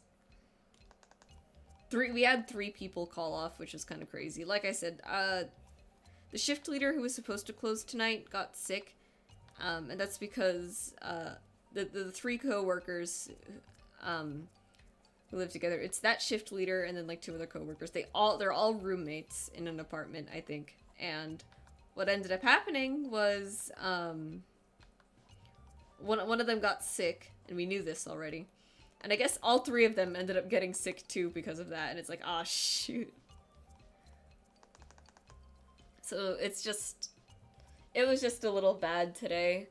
There have been, I do try to tell myself though, like there have been way worse rushes, and there genuinely have been like way worse rushes. I've had school rushes where it's literally only 2 people, where it's just me in the front line and then the cook in the back. Those have been like the worst days. And then one time, I believe this was a Sunday, we had a different shift leader before, and we're technically not supposed to park if there's no car behind or anything. So what ended up but this a lot of the times the parking rule just gets ignored because corporate likes to harp on us for having 6-minute cars, and so sometimes we'll just park, right? It got to the point this day where we had like 5 parked cars, and I'm telling her like, we can't keep parking these cars because there's too many, and I'm literally not able to find people to take out their orders right now. And she's like, don't worry, like I'll take them out. But it eventually just got like so busy and so crowded that none of us could leave the store, and all the customers were coming in like, hey, where's our food? And I'm like, we're working on it, we're trying to figure it out right now. And it was so bad. It was so bad. That was actually, I think, the worst day at the store for me.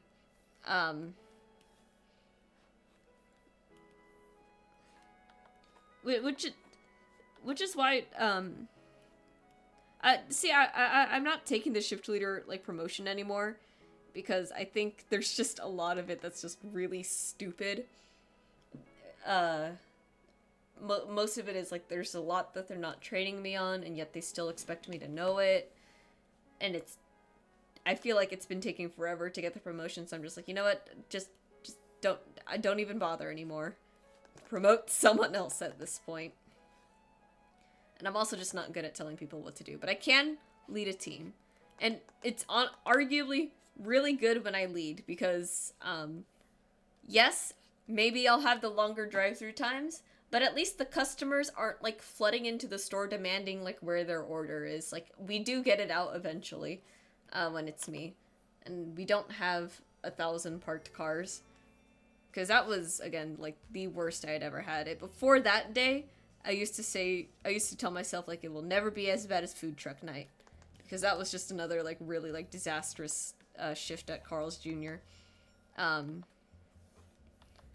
no, this had topped, this one Sunday had topped that. And I just remember, like, leaving, and the GM came in to, like, help a little bit, even though she wasn't scheduled.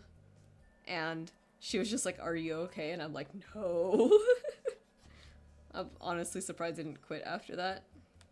Speaking of Carl's Jr., actually, if you guys don't know, we used to do like the sexy lady eating a burger over a car commercial back then.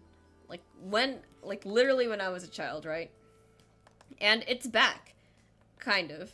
I have no idea if we're airing this on TV, but I can say, the corporate hired a model to pose with a burger on a car in some, like, you know, like, scandalous clothing. So, how should I describe it?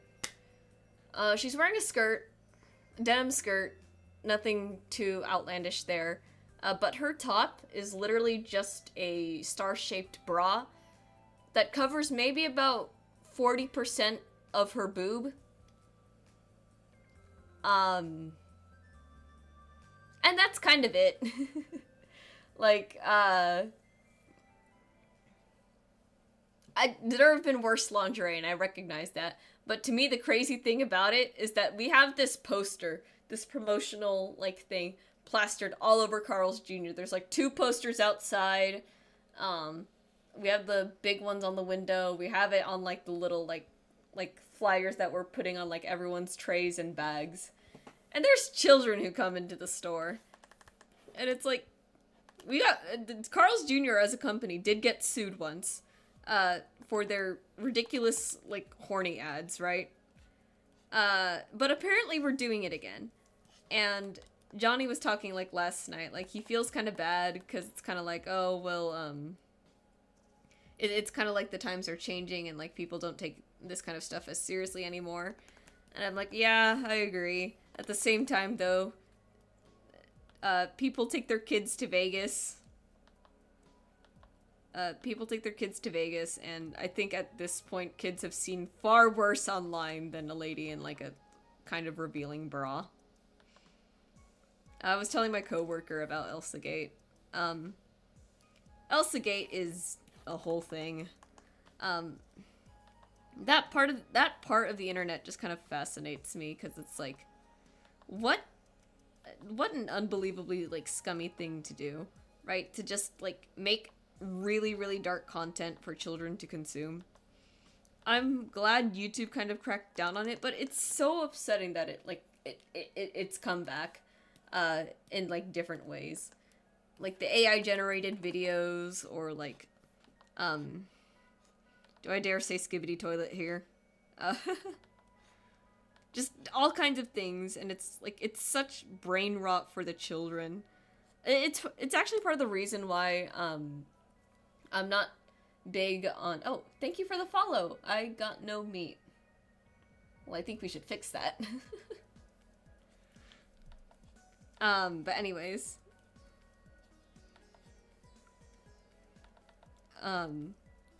It's just upsetting to see, I think. It's part of the reason why I'm not a huge fan of, like, mascot horror sometimes, because, it's weird today, right?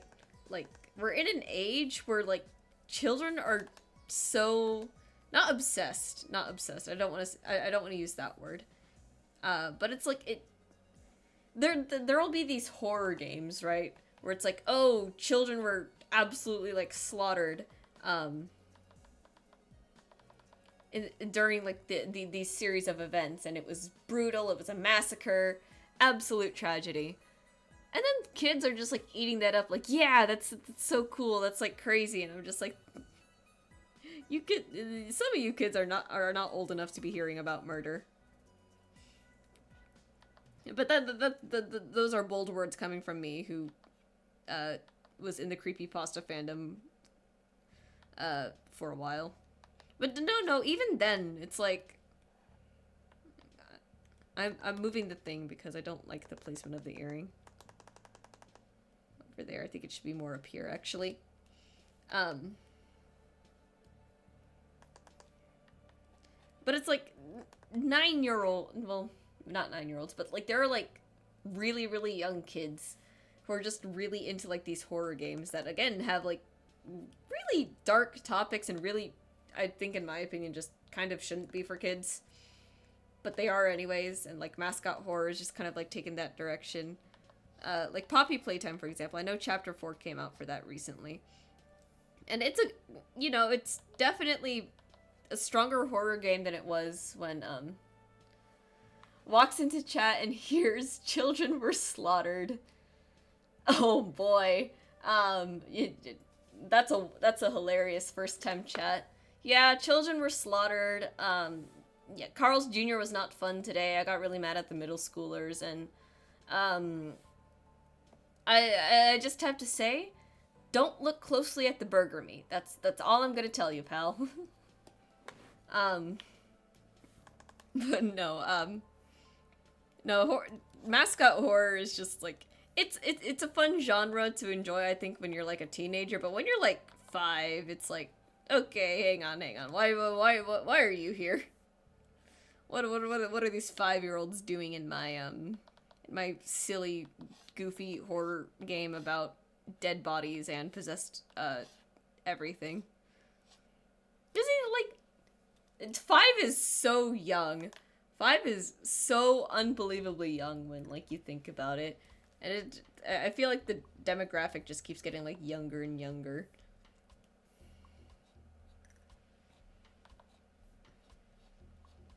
It's like, oh, like, these games have to be, like, inclusive to all these other, like, no, they don't. No, they don't. I think a lot of companies like to do that because it's like, yeah, bigger audience, so, like, in a sense, bigger revenue. And while, yes, that is the case, I think it's stupid, like, having to have everything be, like, so kid-friendly sometimes. It's like, just, what if you just didn't? What if you just don't?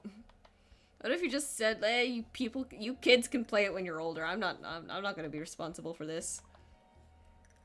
And then, you know, that's what I appreciate about Baldur's Gate 3, actually. And, Halsin's VA. For context,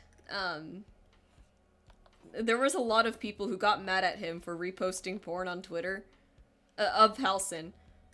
Which, so many people were mad at him. It's like, don't you know children follow you on this? Don't you know children who played Baldur's Gate 3? That game is rated 17 plus, I think. And yeah, 17 is still, like, a minor, but, like, you're telling me you bought a game that was rated 17 for children. I don't think a lot of people would use the word children to describe 17, right? So let's lower the... Let's assume when they say children, we're talking, like, 13, right? Let's assume that. You bought a 17 rated game for your 13-year-old, and then got mad when a voice actor from that game reposted porn of a character that he voiced in a game that is, again, 17 plus, with, you know, actual nudity scenes and everything. Like, what the hell? And his response has to be, like, one of my favorite things ever, because I agree. He just said, I think he literally, like, said, like, okay, here's a thread where I'm gonna respond to all of the points made against me, yada yada yada. And then literally the next thing was just like, okay, Zoomers. And it's, like, so true. So unbelievably true.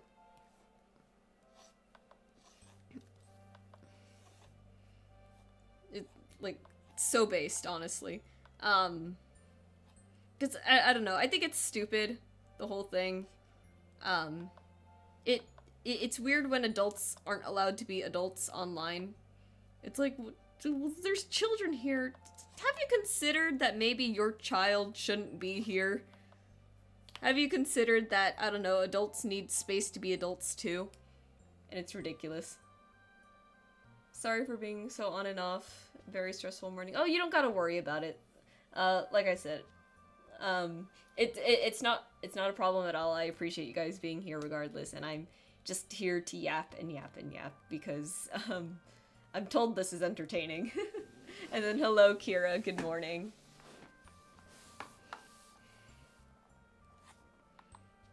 But yeah, no. It's ridiculous that adults are expected, or, like, adults can't have their own space online to be adults. I think that's the dumbest. I think that whole complaint there about the VA, like, reposting porn that he saw, or NSFW art, I should say, because it was fan art, is ridiculous.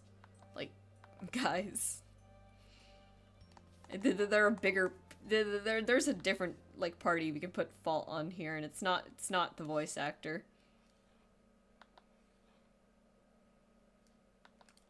Actually, we're gonna do the full circle on this one, and then we'll just like erase it when we do the thing. Okay.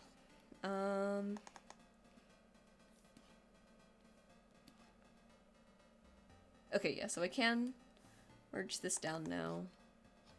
Give him his Adam's apple real quick, and then watch, this is the straight line tool on the thing. I'm gonna go 15 here. There we go.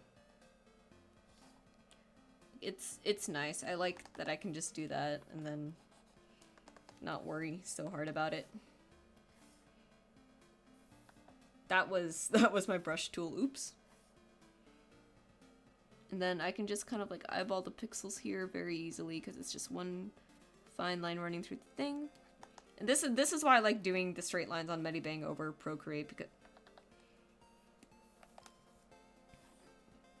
sobs and wrong layer. That's one of the few art memes I relate to on a daily basis at this point. The whole wrong layer thing.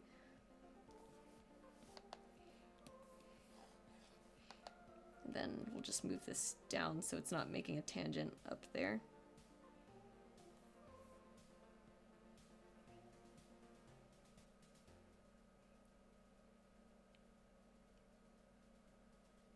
Something like this, I think. I think that should be good. Oh boy. Then we'll just go back here, extend that down. Then erase.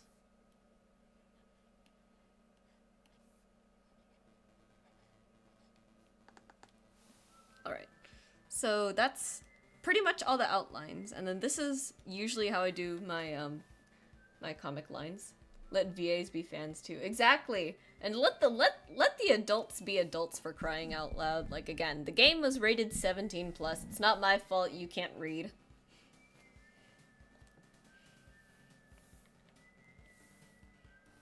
So this is usually what I do for the lines. I'll just take like the I think the edge. You know what's funny, actually? I think there's actually a tool for this in the thing here. Yeah. Shoot. But I don't know how to use it, actually.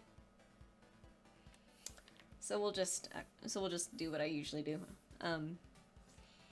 I left that gray sketch in here for a reason, so we do this. We just kind of have like a good, like, reasonable thickness, right? And then for every like the vertical paneling stuff will be on its own layer, right? And then we'll put the horizontal stuff on its own layer as well. And that we're not gonna worry about the overlaps right now, just because like when we finish doing this, you can just erase it, like, because they're all on their own layers. Or like the way they all intersect, there's no worry about like erasing the other.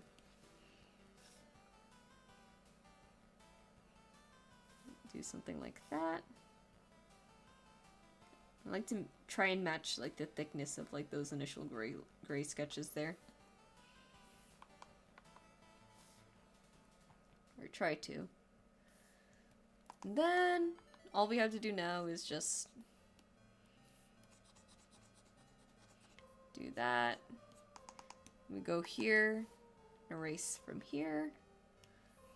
It was just like a really like, this is just like the fastest way I've found like to do like my paneling. We can get it like nice and precise too.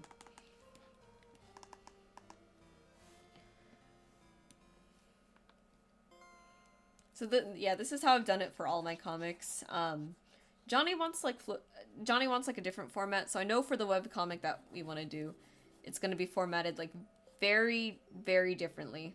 Not very differently, but like noticeably differently. That's what I should say. But that'll come when we get there. I don't really know how I'm going to do it exactly yet, because I know Johnny, again, has a way that he wants it to look. And he does want to publish on Webtoon, so that's, like, the big thing here. Like, we gotta make it Webtoons formatting friendly.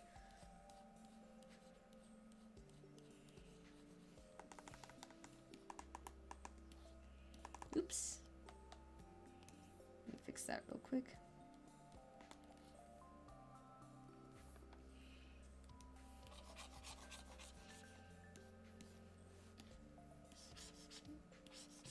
Get rid of that, and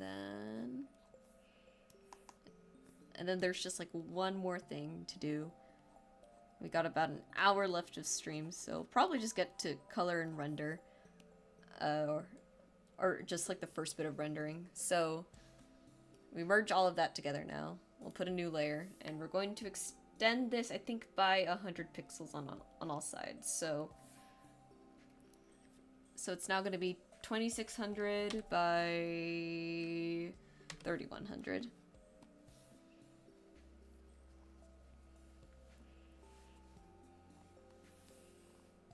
So once again, we just take the straight line tool.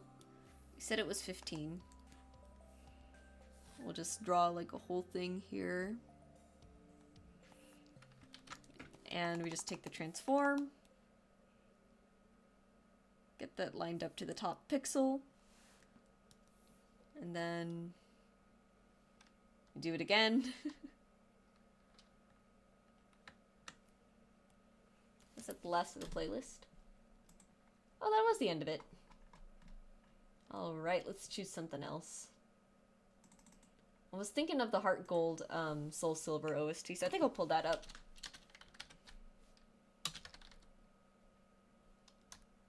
I think it's one word, actually. Heart Gold Soul... Soil. Soul Silver OST. Here we go. I wish I could play, like, something else for stream. But I think the video game soundtracks and other, like, non-copyright music is the best I can do. Let's play some more fun stuff. I completely forgot Heart Gold and Soul Silver were part of Gen 4. So, it was really nice remembering that. Not necessarily that I forgot that the games existed, but it was like, I was so hyper-fixated on, like, Gen 4 being Diamond and Pearl that I kind of forgot that this soundtrack existed too.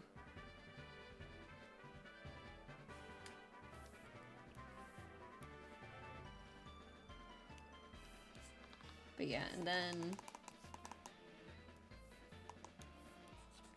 just erase in here. The other thing that I'm gonna do is I'm gonna fill in like this space here between each panel with white, just because it's gonna make it so the color on the inside doesn't spill over, or the rendering doesn't spill over, and there's just going to be less cleanup overall, because, you know, it's all going to be hidden behind, like, a whole thing.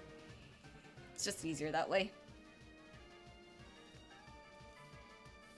We'll do the same thing for this.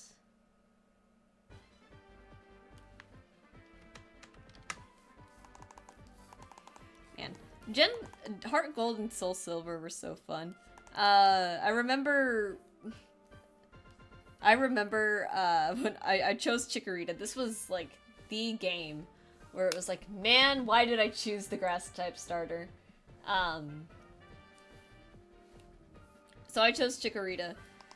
That game was brutal. It was because let me think. The gym order went something like let me think.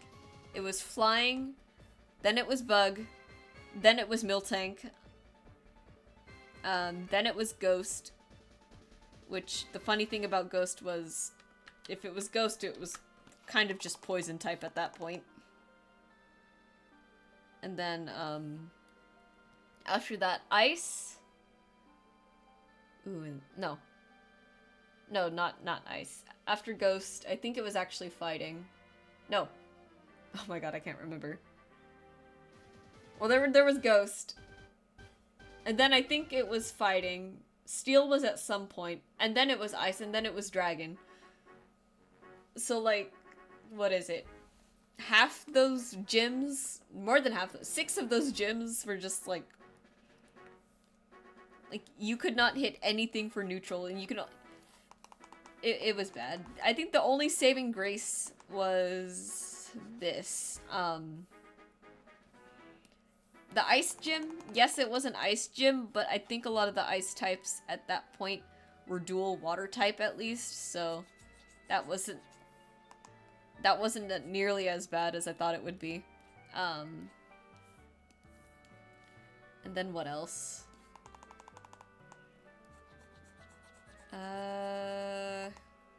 The fighting gym wasn't terrible. I think Meganium is like fairly tanky at that point.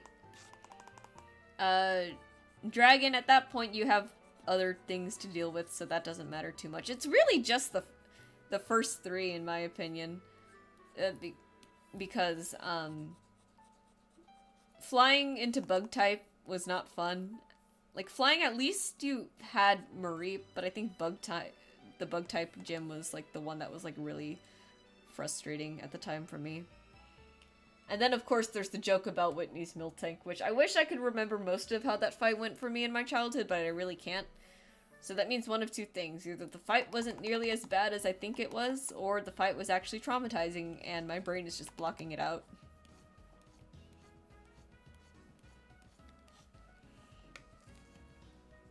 Then again, this is Gen 4 mechanics already, so probably a lot easier in my than a lot of people's first time through in Gen 2 or /4 or something.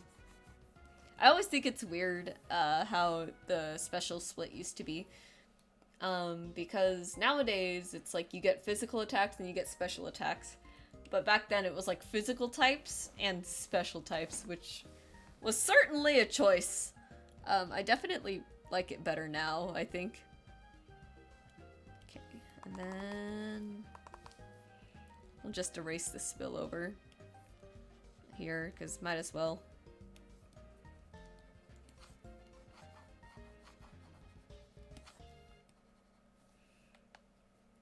Then also let me make sure these lines follow through. So I always talk about this. Line depth is good, but you want to make sure you're not tapering your lines too early, otherwise it just looks like they end at a really awkward point.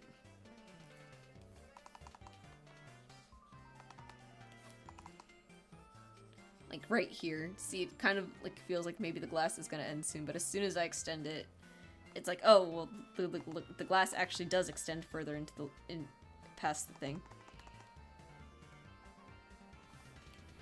I used to, it really is like a nice rule to follow. I used to not do that so much in my old art, and I'm glad I fixed that.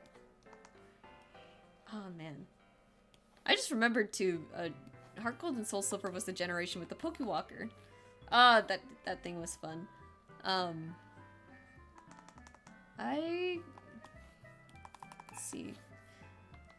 I don't remember catching like anything too special there, but I remember the first Pokemon I caught on the Pokewalker was an Oddish.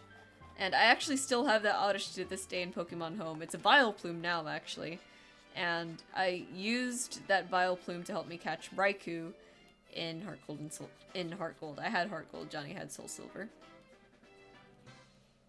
I think it was something like Sleep Powder that I used. It was really frustrating though, thinking putting the roaming legendary to sleep would make it so it can't run away, but apparently they can sleepwalk, so so that was that. Alright. And then from here you just get rid of like all of this. Actually I can clear this layer now, so this one can merge down. Bring that up to 50%. Then what we do here is we get rid of all of this. Everything is clean on the inside here now, so it should be that actually we'll make it a lot easier to see. We'll put the background color like down here, right? And then I'll just take white and fill that in where it needs to be. Then set the thing back to white. And we're good to go. That's kind of how, like, the inking process goes for me. It's very, very tedious, very silly, but of course it gets the job done, but it's exactly, I think, the way that I want my stuff to look. Elliot's eye looked a little bit lopsided there. I'm going to fix that real quick.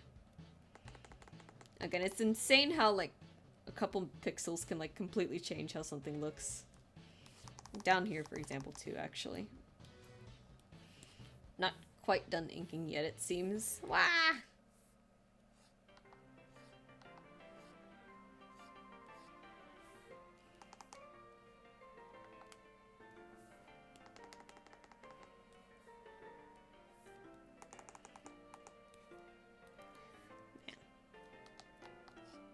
This eye just did not get enough, like, did not get heavy enough on top. It needs to be more.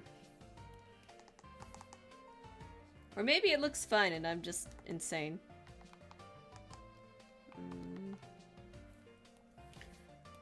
We just shape this out a little bit more. Because it really does make all the difference. I think that's a really fun thing about line art. Alright, so it's 12:16 now. I forgot Elliot's wrinkles. Oops. His little 30-year-old man wrinkles. There we go. One here too.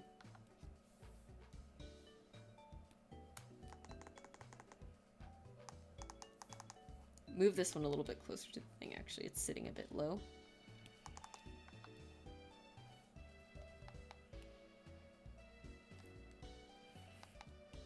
And then from here, coloring shouldn't be all that bad.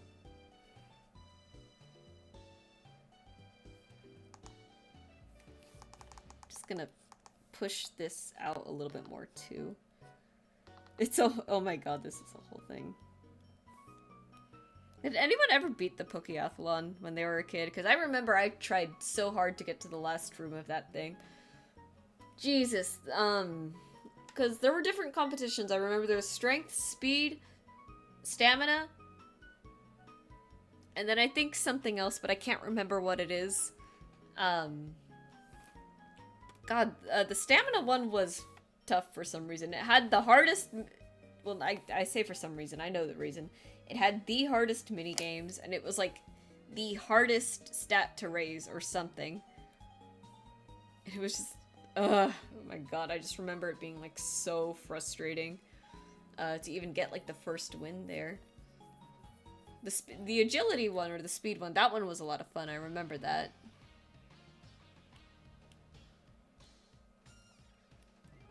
Let's grab the palettes from here.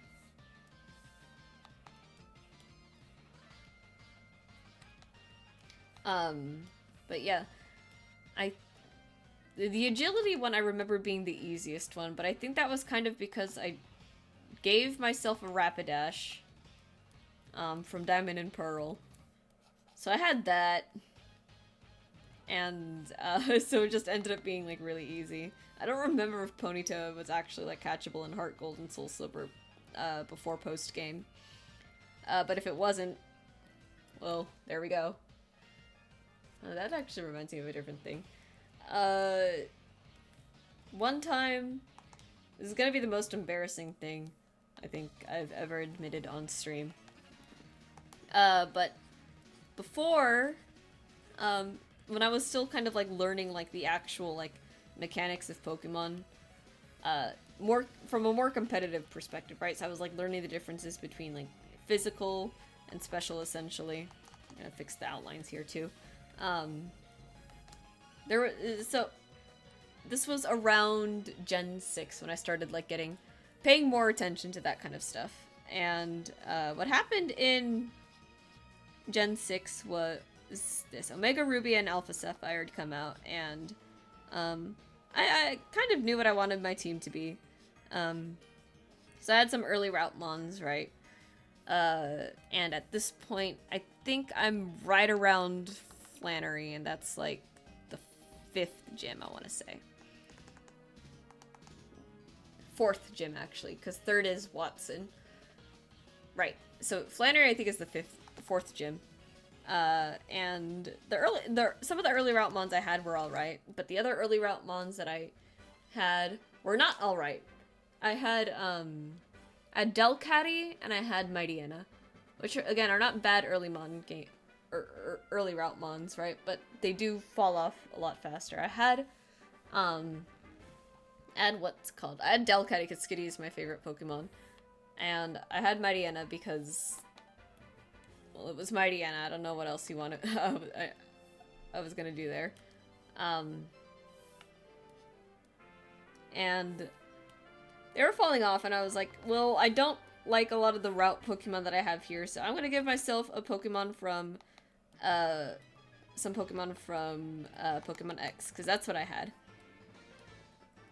So I bred, I think, I hatched a Flabebe, or I got a Flabebe egg, and I got something else. I'm trying to remember what it was. I think it was an Eevee. Yeah, it was an Eevee.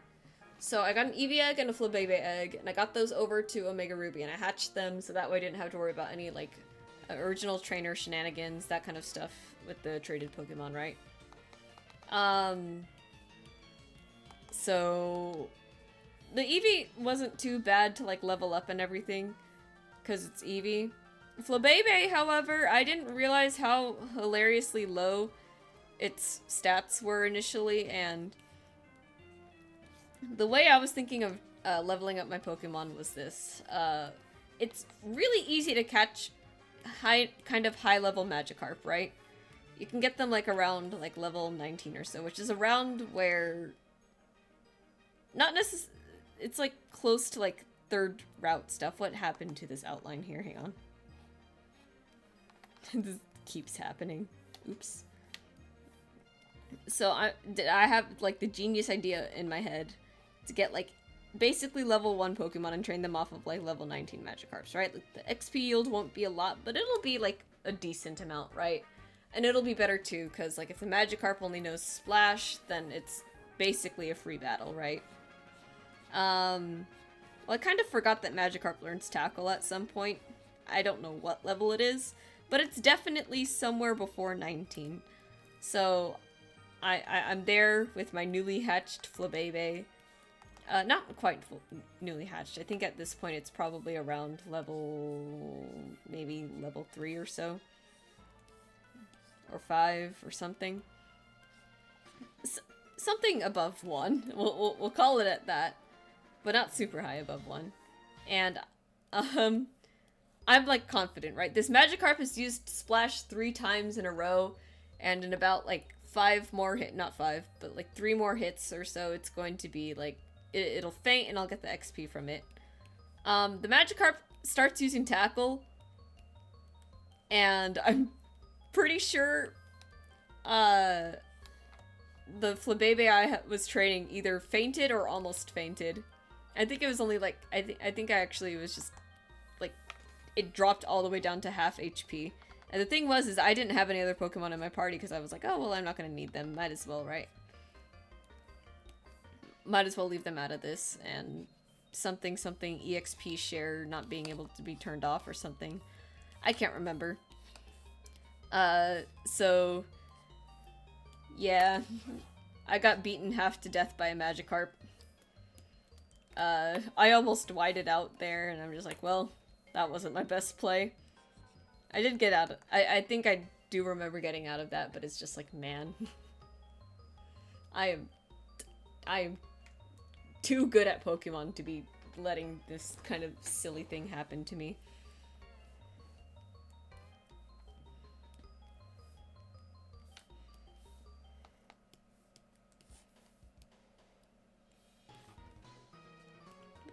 Again, just a really funny thing that happened. I was hilariously bad at Pokemon back then. Because Johnny would always choose the fire type, I always struggled against him in Pokemon battles whenever we went up against each other, but as soon as I decided to, like, actually read up on stuff, I was like, oh, this is how people are so good at the game. Which was just, like, a nice sort of, like, change of pace, I think. And now Johnny comes to me, like, whenever he needs, like, help with Pokemon. I'm like, yeah, I got this. He's like, how do you know all of this? And I'm like, that's a great question. I don't know how I know any of this. I know one time he was playing through like Gen 5 again, I think, and what ended up happening was he was fighting against Clay, the ground type gym leader in Gen 5. And he sends out something like Seismitoad or Palpitoad, right? And I hear the Pokemon cry, and we're sitting like we're sitting in the back of the car, so he's like over there, and I hear him with his electric type Pokemon or something, and I'm like, Johnny, no, don't. I said something to the effect of like, no, don't use the electric move against it. It's a part ground type, and he's like, how did you know that I was fighting like Palpitoad or something like that? I just know the cry. Pokemon is such a huge goddamn part of my life. It's not even funny. And there's so many like little hiccups in the outlines I keep needing to fix. This is stupid. Maybe I should just... No, I'm not gonna ignore them.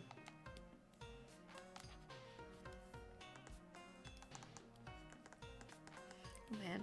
And then another fun memory with Heart Gold and Soul Silver is the stupid Ruins of Alph. That place scares me so much to this day with the stupid Poke Radio tune. It's haunting still, I think. It's just, I think it's just one of like those older games thing. Like, games just aren't as creepy as they used to be.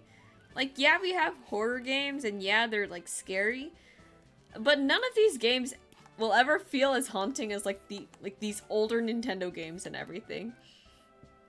Cause it's so like, I think all it is today actually is just like, you have all this information like at your fingertips. So it's like, you know, the more you know about something, the less you're usually scared of it, right? But when Gen 4 came out, I think the internet was still barely a thing. So, like, something would happen, and it would be, like, the most, like, it'll be like, has anyone seen this? Does anyone else have this happen in their game?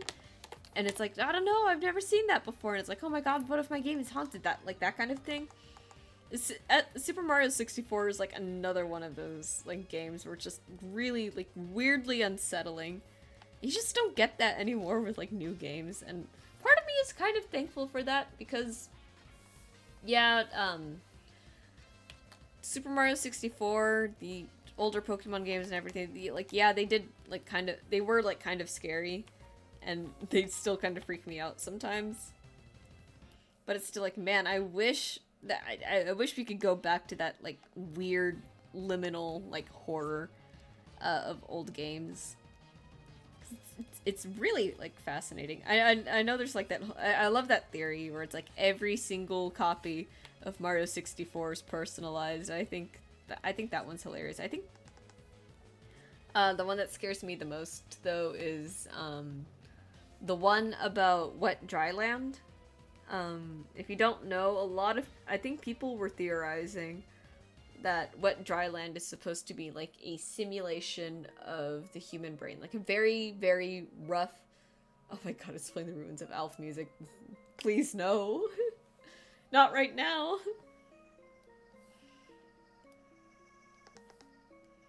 Let me just get all the color onto this page first, and then I'll worry about, like, coloring the other guy down there. Like, okay, listen to this music. This is awful. Like, you want to talk about, like, Lavender Town being scary. Like, yeah, it was, but this is just uncomfortable. This is like, you could stop. Like, stop it, Unknown. It's not funny anymore.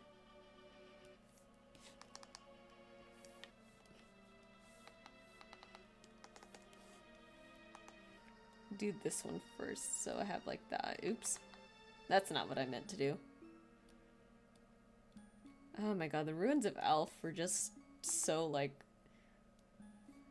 Again, you don't get this kind of stuff anymore. I don't know if games are just, like, chickening out on it, but it's like... The soundtrack is just so unnerving. Like, I'm listening to it, and it's like, this is traumatic.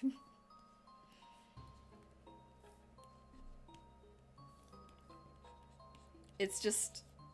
It's such a off-putting vibe. I love it, and I hate it at the same time.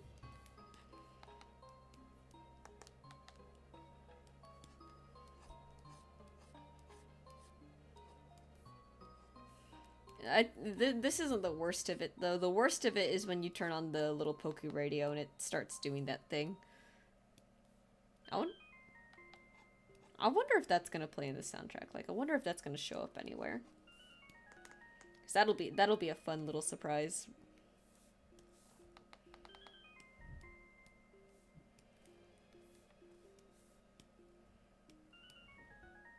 Wait, I got confused for a moment. Haha. Oops.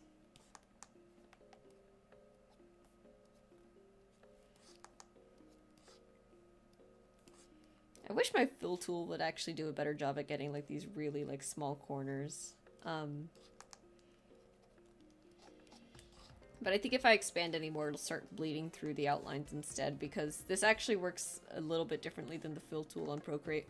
Procreate, there's like a threshold, right?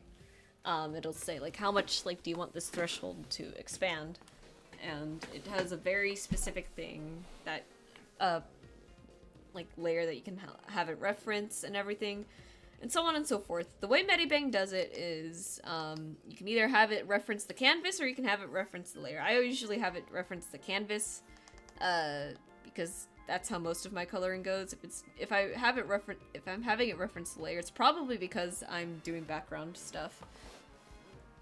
Speaking of background stuff, I'm gonna see what Johnny's opinion on doing that for this comic is, because I don't know yet.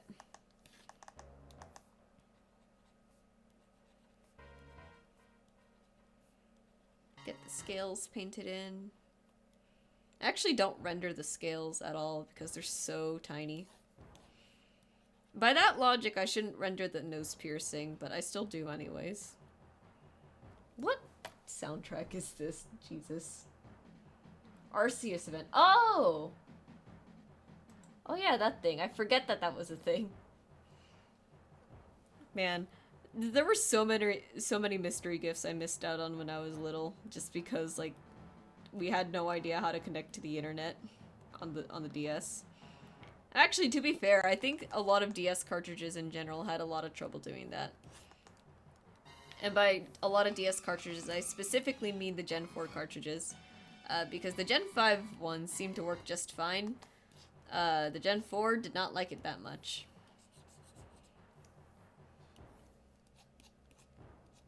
At the same time, though, I don't know. I just remember these memories of like Johnny being able to go to the Wi-Fi Plaza in Pokemon Platinum, and then me not being able to, and I would always be like really sad because I want to do it. So I just have to like watch him and live vicariously through that. Oh, I see why those seams were there now. They're actually over here on the shirt. Well, now I feel stupid. But you know what? I don't feel like changing it, because inking still takes a while, so I'm just gonna pretend I didn't see that.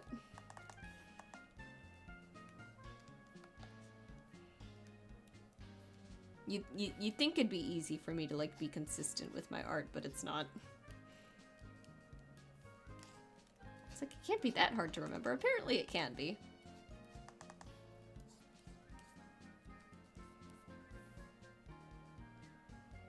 And then we just have the earring now. Oops. I should close this. I already have it lined up for a post for tomorrow. I'm not sure what I'm saving, but I'll hit save anyways. I spent so long doing the leaves on that die, or on the branches there. I had like a PNG pulled up so I can reference it. At some point you just remember it.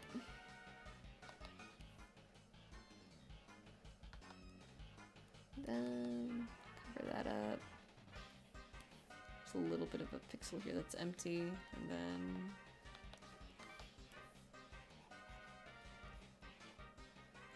man, I'm hungry. You know, I've been like really like hungry lately. I don't know how else to describe it, but it's like I'll eat a lot in the day and then I'm still hungry at night, and I'm just like, this sucks. Because it's not that I don't like eating. I don't like the fact that it's past 12:30 in the morning and I feel like eating. I don't like eating like right before bed. I have snacks up here though, so I'll probably enjoy some of those before I go to bed today.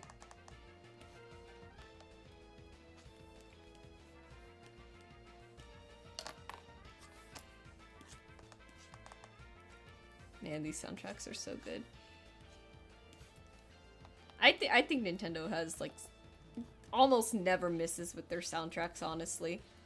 I don't know how the composers do it, but it's like, I swear, every track feels so iconic and memorable.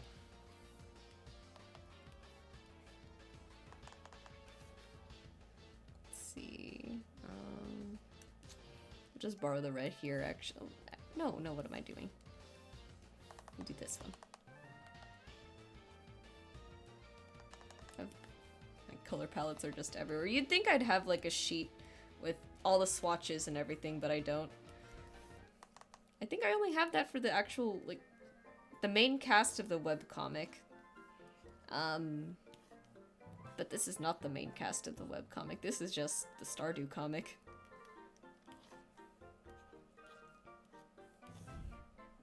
I can hear the front door downstairs. I think Johnny is home. Yippee!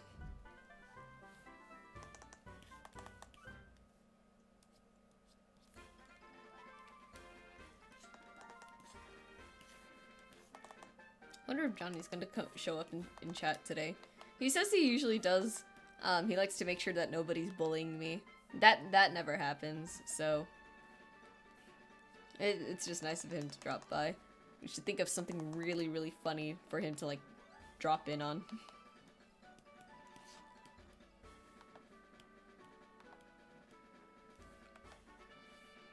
Let's see, cover all of that up. Like I said, it's really annoying that I have to get these corners, but still. It's fine. I like, again, I generally like how Medibang functions a lot more than Procreate. It's just Procreate is a lot easier on the go because I don't need internet connection to access my saves. And it's not that I need internet connection to access my saves on Medibang on iPad, it's just I've been using the cloud feature way more here. Way more now, now that I'm one streaming, two on, like, multiple devices. I even got to the point where I got it on my phone, not because I'm gonna draw there. I got a hair in my mouth. But because, oops. But because, it's just quicker access to my files. Like, if I need to show someone something, or if I need to, like, grab, like, flats or anything, I can just, I can just go to the thing and grab the thing, and it's really convenient. I'm liking the cloud the premium subscription a lot. I haven't actually used any of the new brushes or anything, because again, I'm just not sure when to use them. And I think a lot of artists tend to not use too many brushes, like they don't typically stray outside of that either, so I don't know if I'm gonna be using a lot of them. I'll probably browse a little bit, like if I need something super specific, but other than that, I really only need like like a small handful of brushes, and all of them are just for like different effects. Like, let's see, there's a spatter watercolor brush that I really like a lot. That one's good at like getting like a lot of like really like small stars and everything. Let's see, I particularly like this one brush here. Which one is it? This one. If you make the size on it like really small, it's really good for drawing wood grain, actually. I love it a lot.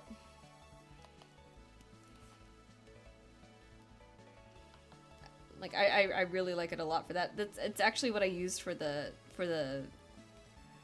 stupid post today. Like, oh, it turns out I can paint, guys. That's what I used to achieve that. Like, first I rendered it, and then next I just took like a darker color, and I take that really scratchy brush and I just kind of like paint the shape of a wood grain, and that's how I get that effect. Let's see, what are some other textures that I've learned how to like make throughout the years? Let's see. I know how to paint granite countertops, or just, I guess, polished granite in general. There's one of my favorite things is about brushes is that when you really know what they look like and what they kind of resemble, you can use them for a lot of things. There's like, this is my favorite thing. There are these paint stamps in here somewhere. Where are they? These. And they look like, hang on. I'm gonna paint them bright red so we can see them. They look like that normally, right? Or like this. But this one is better for the granite countertop. When I painted the granite countertops before, if you've seen them, like, they're kind of like opals where they... Alright, you gotta head out? Okay, thank you for coming again to stream. I hope you have a great rest of your day or night. I think it might actually be pretty late for you, so I hope you get to bed. But yeah, thank you so much for coming. We'll be wrapping up in 20 minutes or so anyways.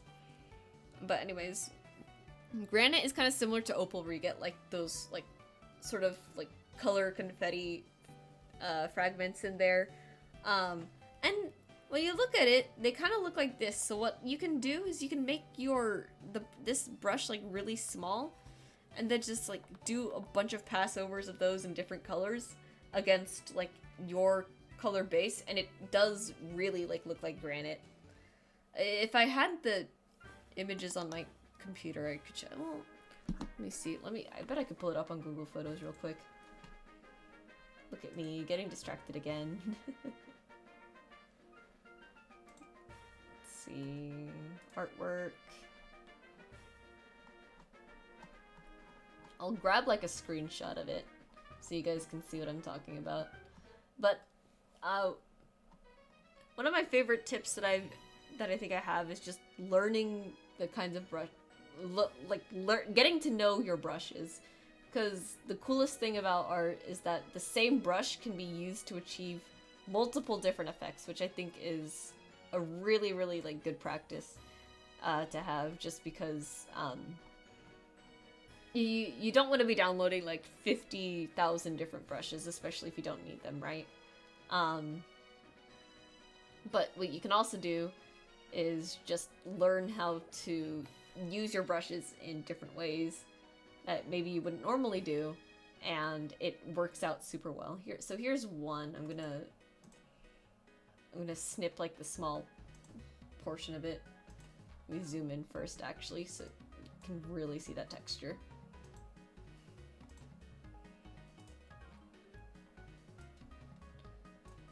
But yeah, this was... Oops, I bumped my mic. Sorry about that. Let's get our standard canvas size back. So again, this is just like, you put a base color and then you take this brush right here in red, and you just pass over that like numerous times in different colors. And of course you do like a little bit of rendering to make it like look like a polished stone, right? But this, to me, really like looks like a granite countertop. I think I have another one in here in my older art. Again, oh my god, no, I hate this one. We'll sit through it. I'm not gonna stress too much about changing it.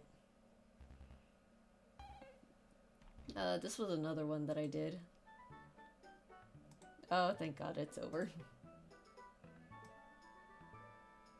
This one I did, it looks like I did it with like bigger shapes, but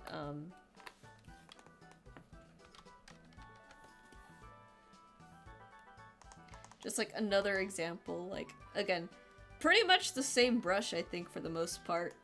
And you can get like, you can get like really like cool effects if you just experiment a little. And again, there's that wood grain I was talking about earlier. Really useful stuff. It's just always good to just kind of like keep thinking and always like go over like, okay, well, if I do this, if I do this, if I change this, here's what I can get it to look like. And I think it's a great practice to have.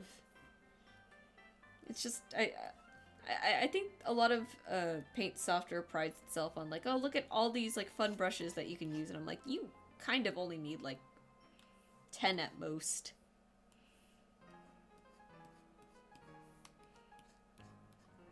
Or 10 at kind of really only need 10. Like, and again, for most things, too, I only have, like, 3 brushes that I realistically use. It's, for rendering, it's just acrylic and watercolor on Medibang. For literally everything else, it's just pencil and pen on Medibang. So it's like, how do I put this? It's like, it's not, I don't think I've ever had, like, a need to have, like, very, like, specific brushes for, like, oh, here's my water brush, or here's my other thing. I don't think I don't know, it feels excessive to me, and I do kind of pride myself on being able to, like, hand paint a lot of my effects. Like, again, Procreate has a lot of brushes where it's like, oh, here's a brush that you can use for fire, here's a brush that you can use for lightning, and I'm like, I can, like, I don't need this. Like, I can paint this. Like, it's fine.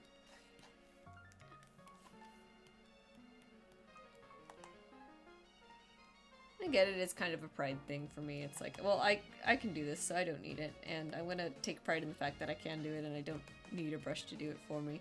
And of course, not to, like, rag on artists that use all their brushes, it's just, it's a me thing, that's all it is. We're almost done with the color. I'm gonna ask Johnny for help on the background, because I'm not really sure what to do with this. I think he should be home. He might have texted me, but I put my phone on Do Not Disturb.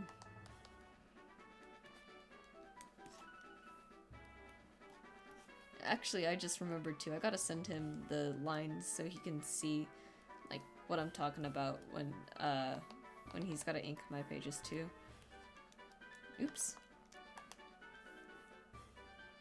Oops. I don't even have my brush tool on. Ah, I am a mess today.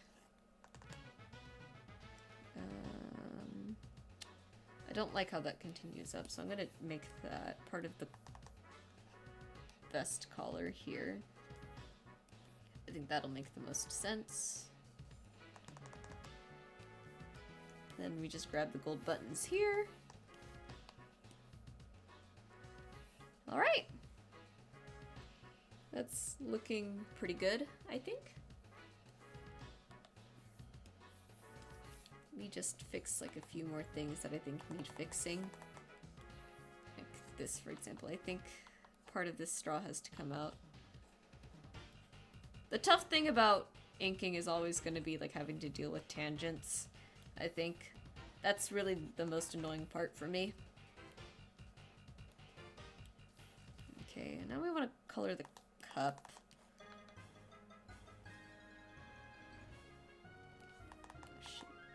Thing here. Let's fix that real quick.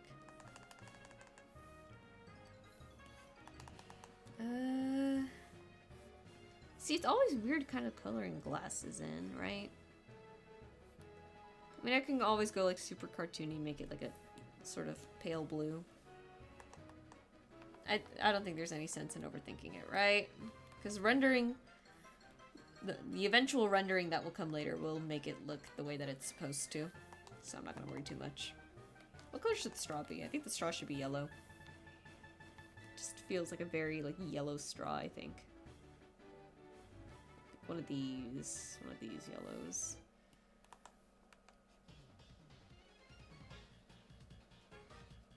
Man, this music is bringing back memories. It's so fun.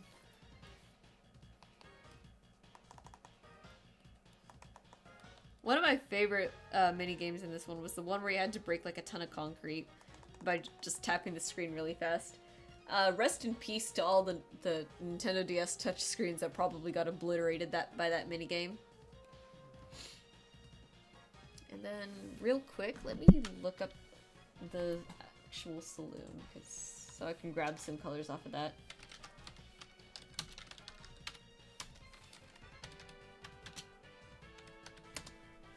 Let me also make sure I get the right thing. And this doesn't have a picture of the inside. Okay, Wiki. Okay, let's copy this.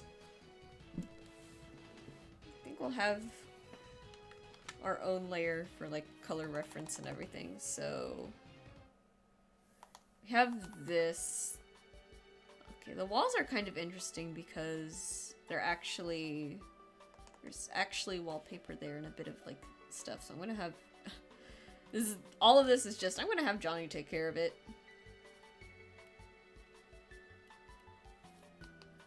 That'll be our reference later, but this is at least for the table. It kind of looks like Elliot's hair, I'm not gonna lie. Alright. I guess we'll just start on, get an early start on rendering. Might as well, right? So, on top of having the, what's it called? What I did for the 9-page comic too is that I had a render reference, so real quick I'm gonna swatch all of the colors here on like a sort of out of the way space on this layer, this reference layer that we'll have, right? So just really quick. Eyes, hair kind of goes on top. Hang on. Do eyebrows, hair, eyes, and then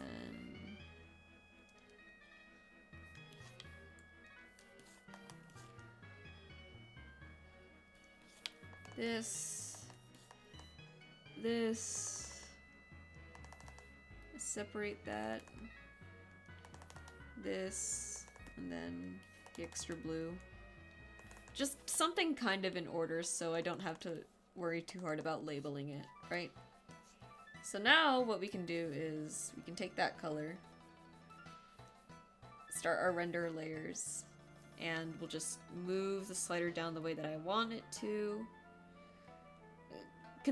To me, this is where cell shading would probably be like the smarter thing to do, but again, I'm not particularly good at cell shading, so we're just gonna do what I usually do. And do I like that color? I don't actually. This is better. And I got hair in my mouth again. Ah. But yeah.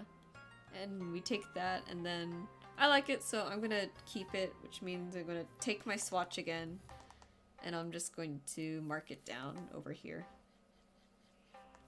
And so basically it'll go like shadows, flats, highlights, very just simple way of like quickly organizing everything. I'd make a whole other like reference page for it, but I don't feel like taking up another cloud save spot. Because yes, I do have 300 gigabytes now, but also 300 gigabytes is not 1 terabyte. We'll put it that way. That's where my head is at with that right now.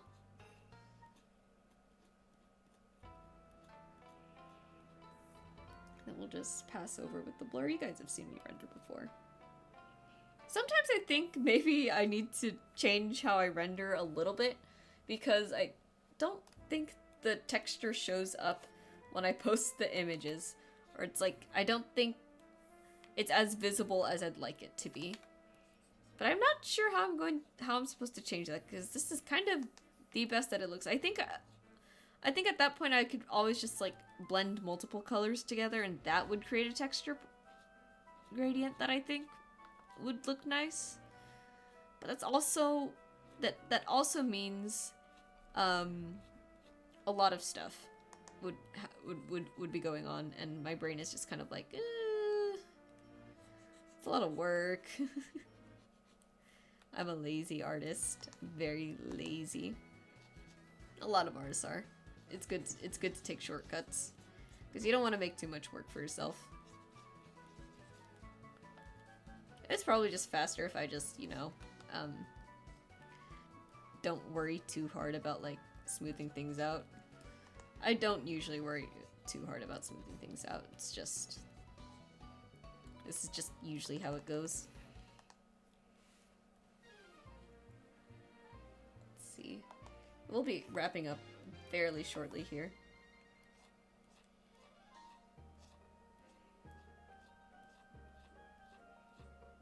I do like the texture a lot, though.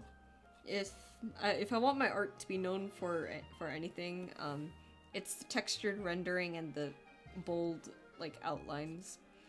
I think those are like the two things outside of just how like it overall looks together, right? But those two are the big things that I harp on the most when it comes to my art.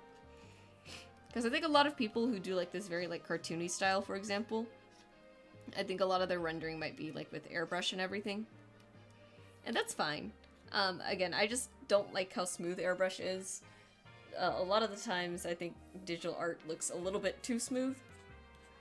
And that's just kind of my opinion. So I like just roughing it up a little bit with the different brush here. It's just nice and scratchy to me. I think it itches a really like fun part of my brain. That was weird. Not sure what happened there in the music, but oh well.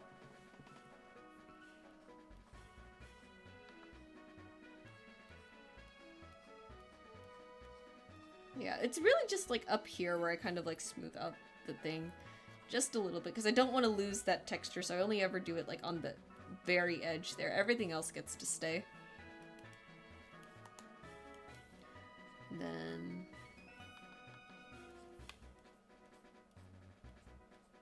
let's see.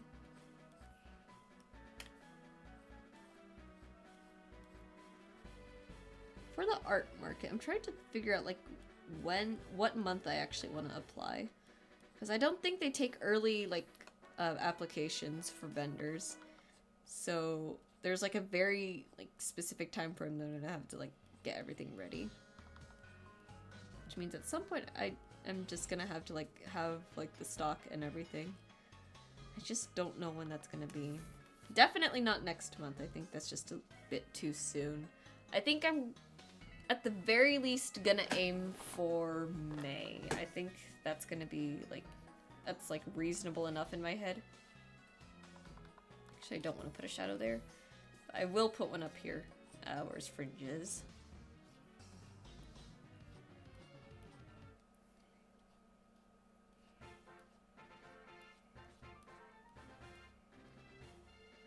I do like painting. I feel like this is gonna be the year where I just learn even more and more about art.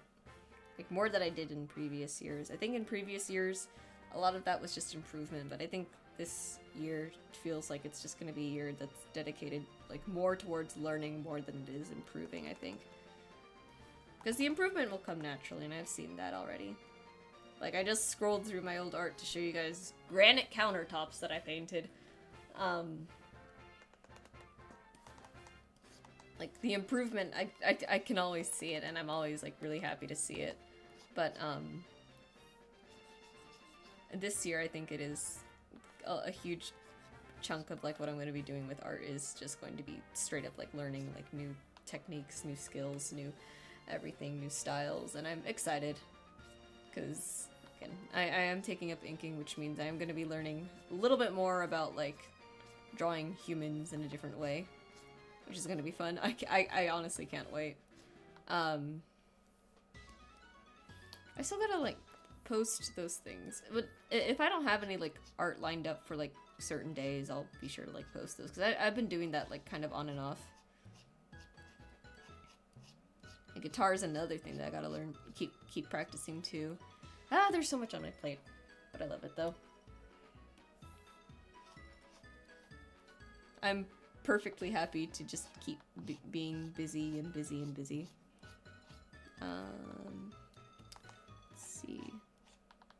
I actually do kind of want this to come out a little bit more.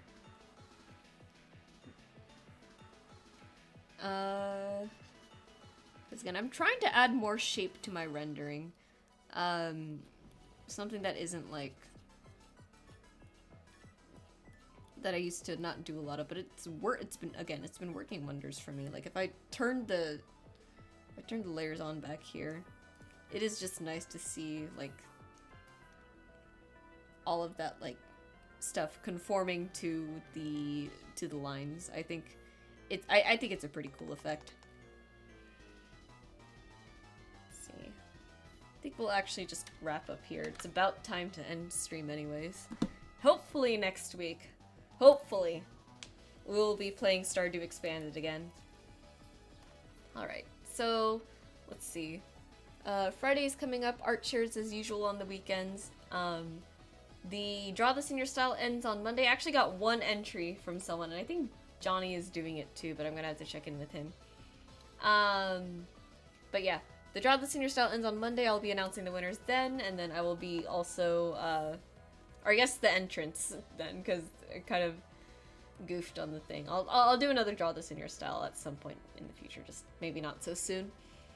So I'll be announcing that on Monday. And then, let's see, Tuesday will be the 11:30 a.m. stream, so I know for some of you that's going to be at night. For me, it's going to be in the morning, haha. And I don't know what we'll be doing then. Hopefully it's Stardew, and if not, maybe maybe we'll go back to Hollow Knight and see what's going on there. Regardless, thank you all again so much for coming around. I really do have a lot of fun with these. It's just good to have the late night yap sessions and everything. And we got a lot done on the comic. I think it's looking good so far. So in any case, I will see you guys next time, and love you all. Bye!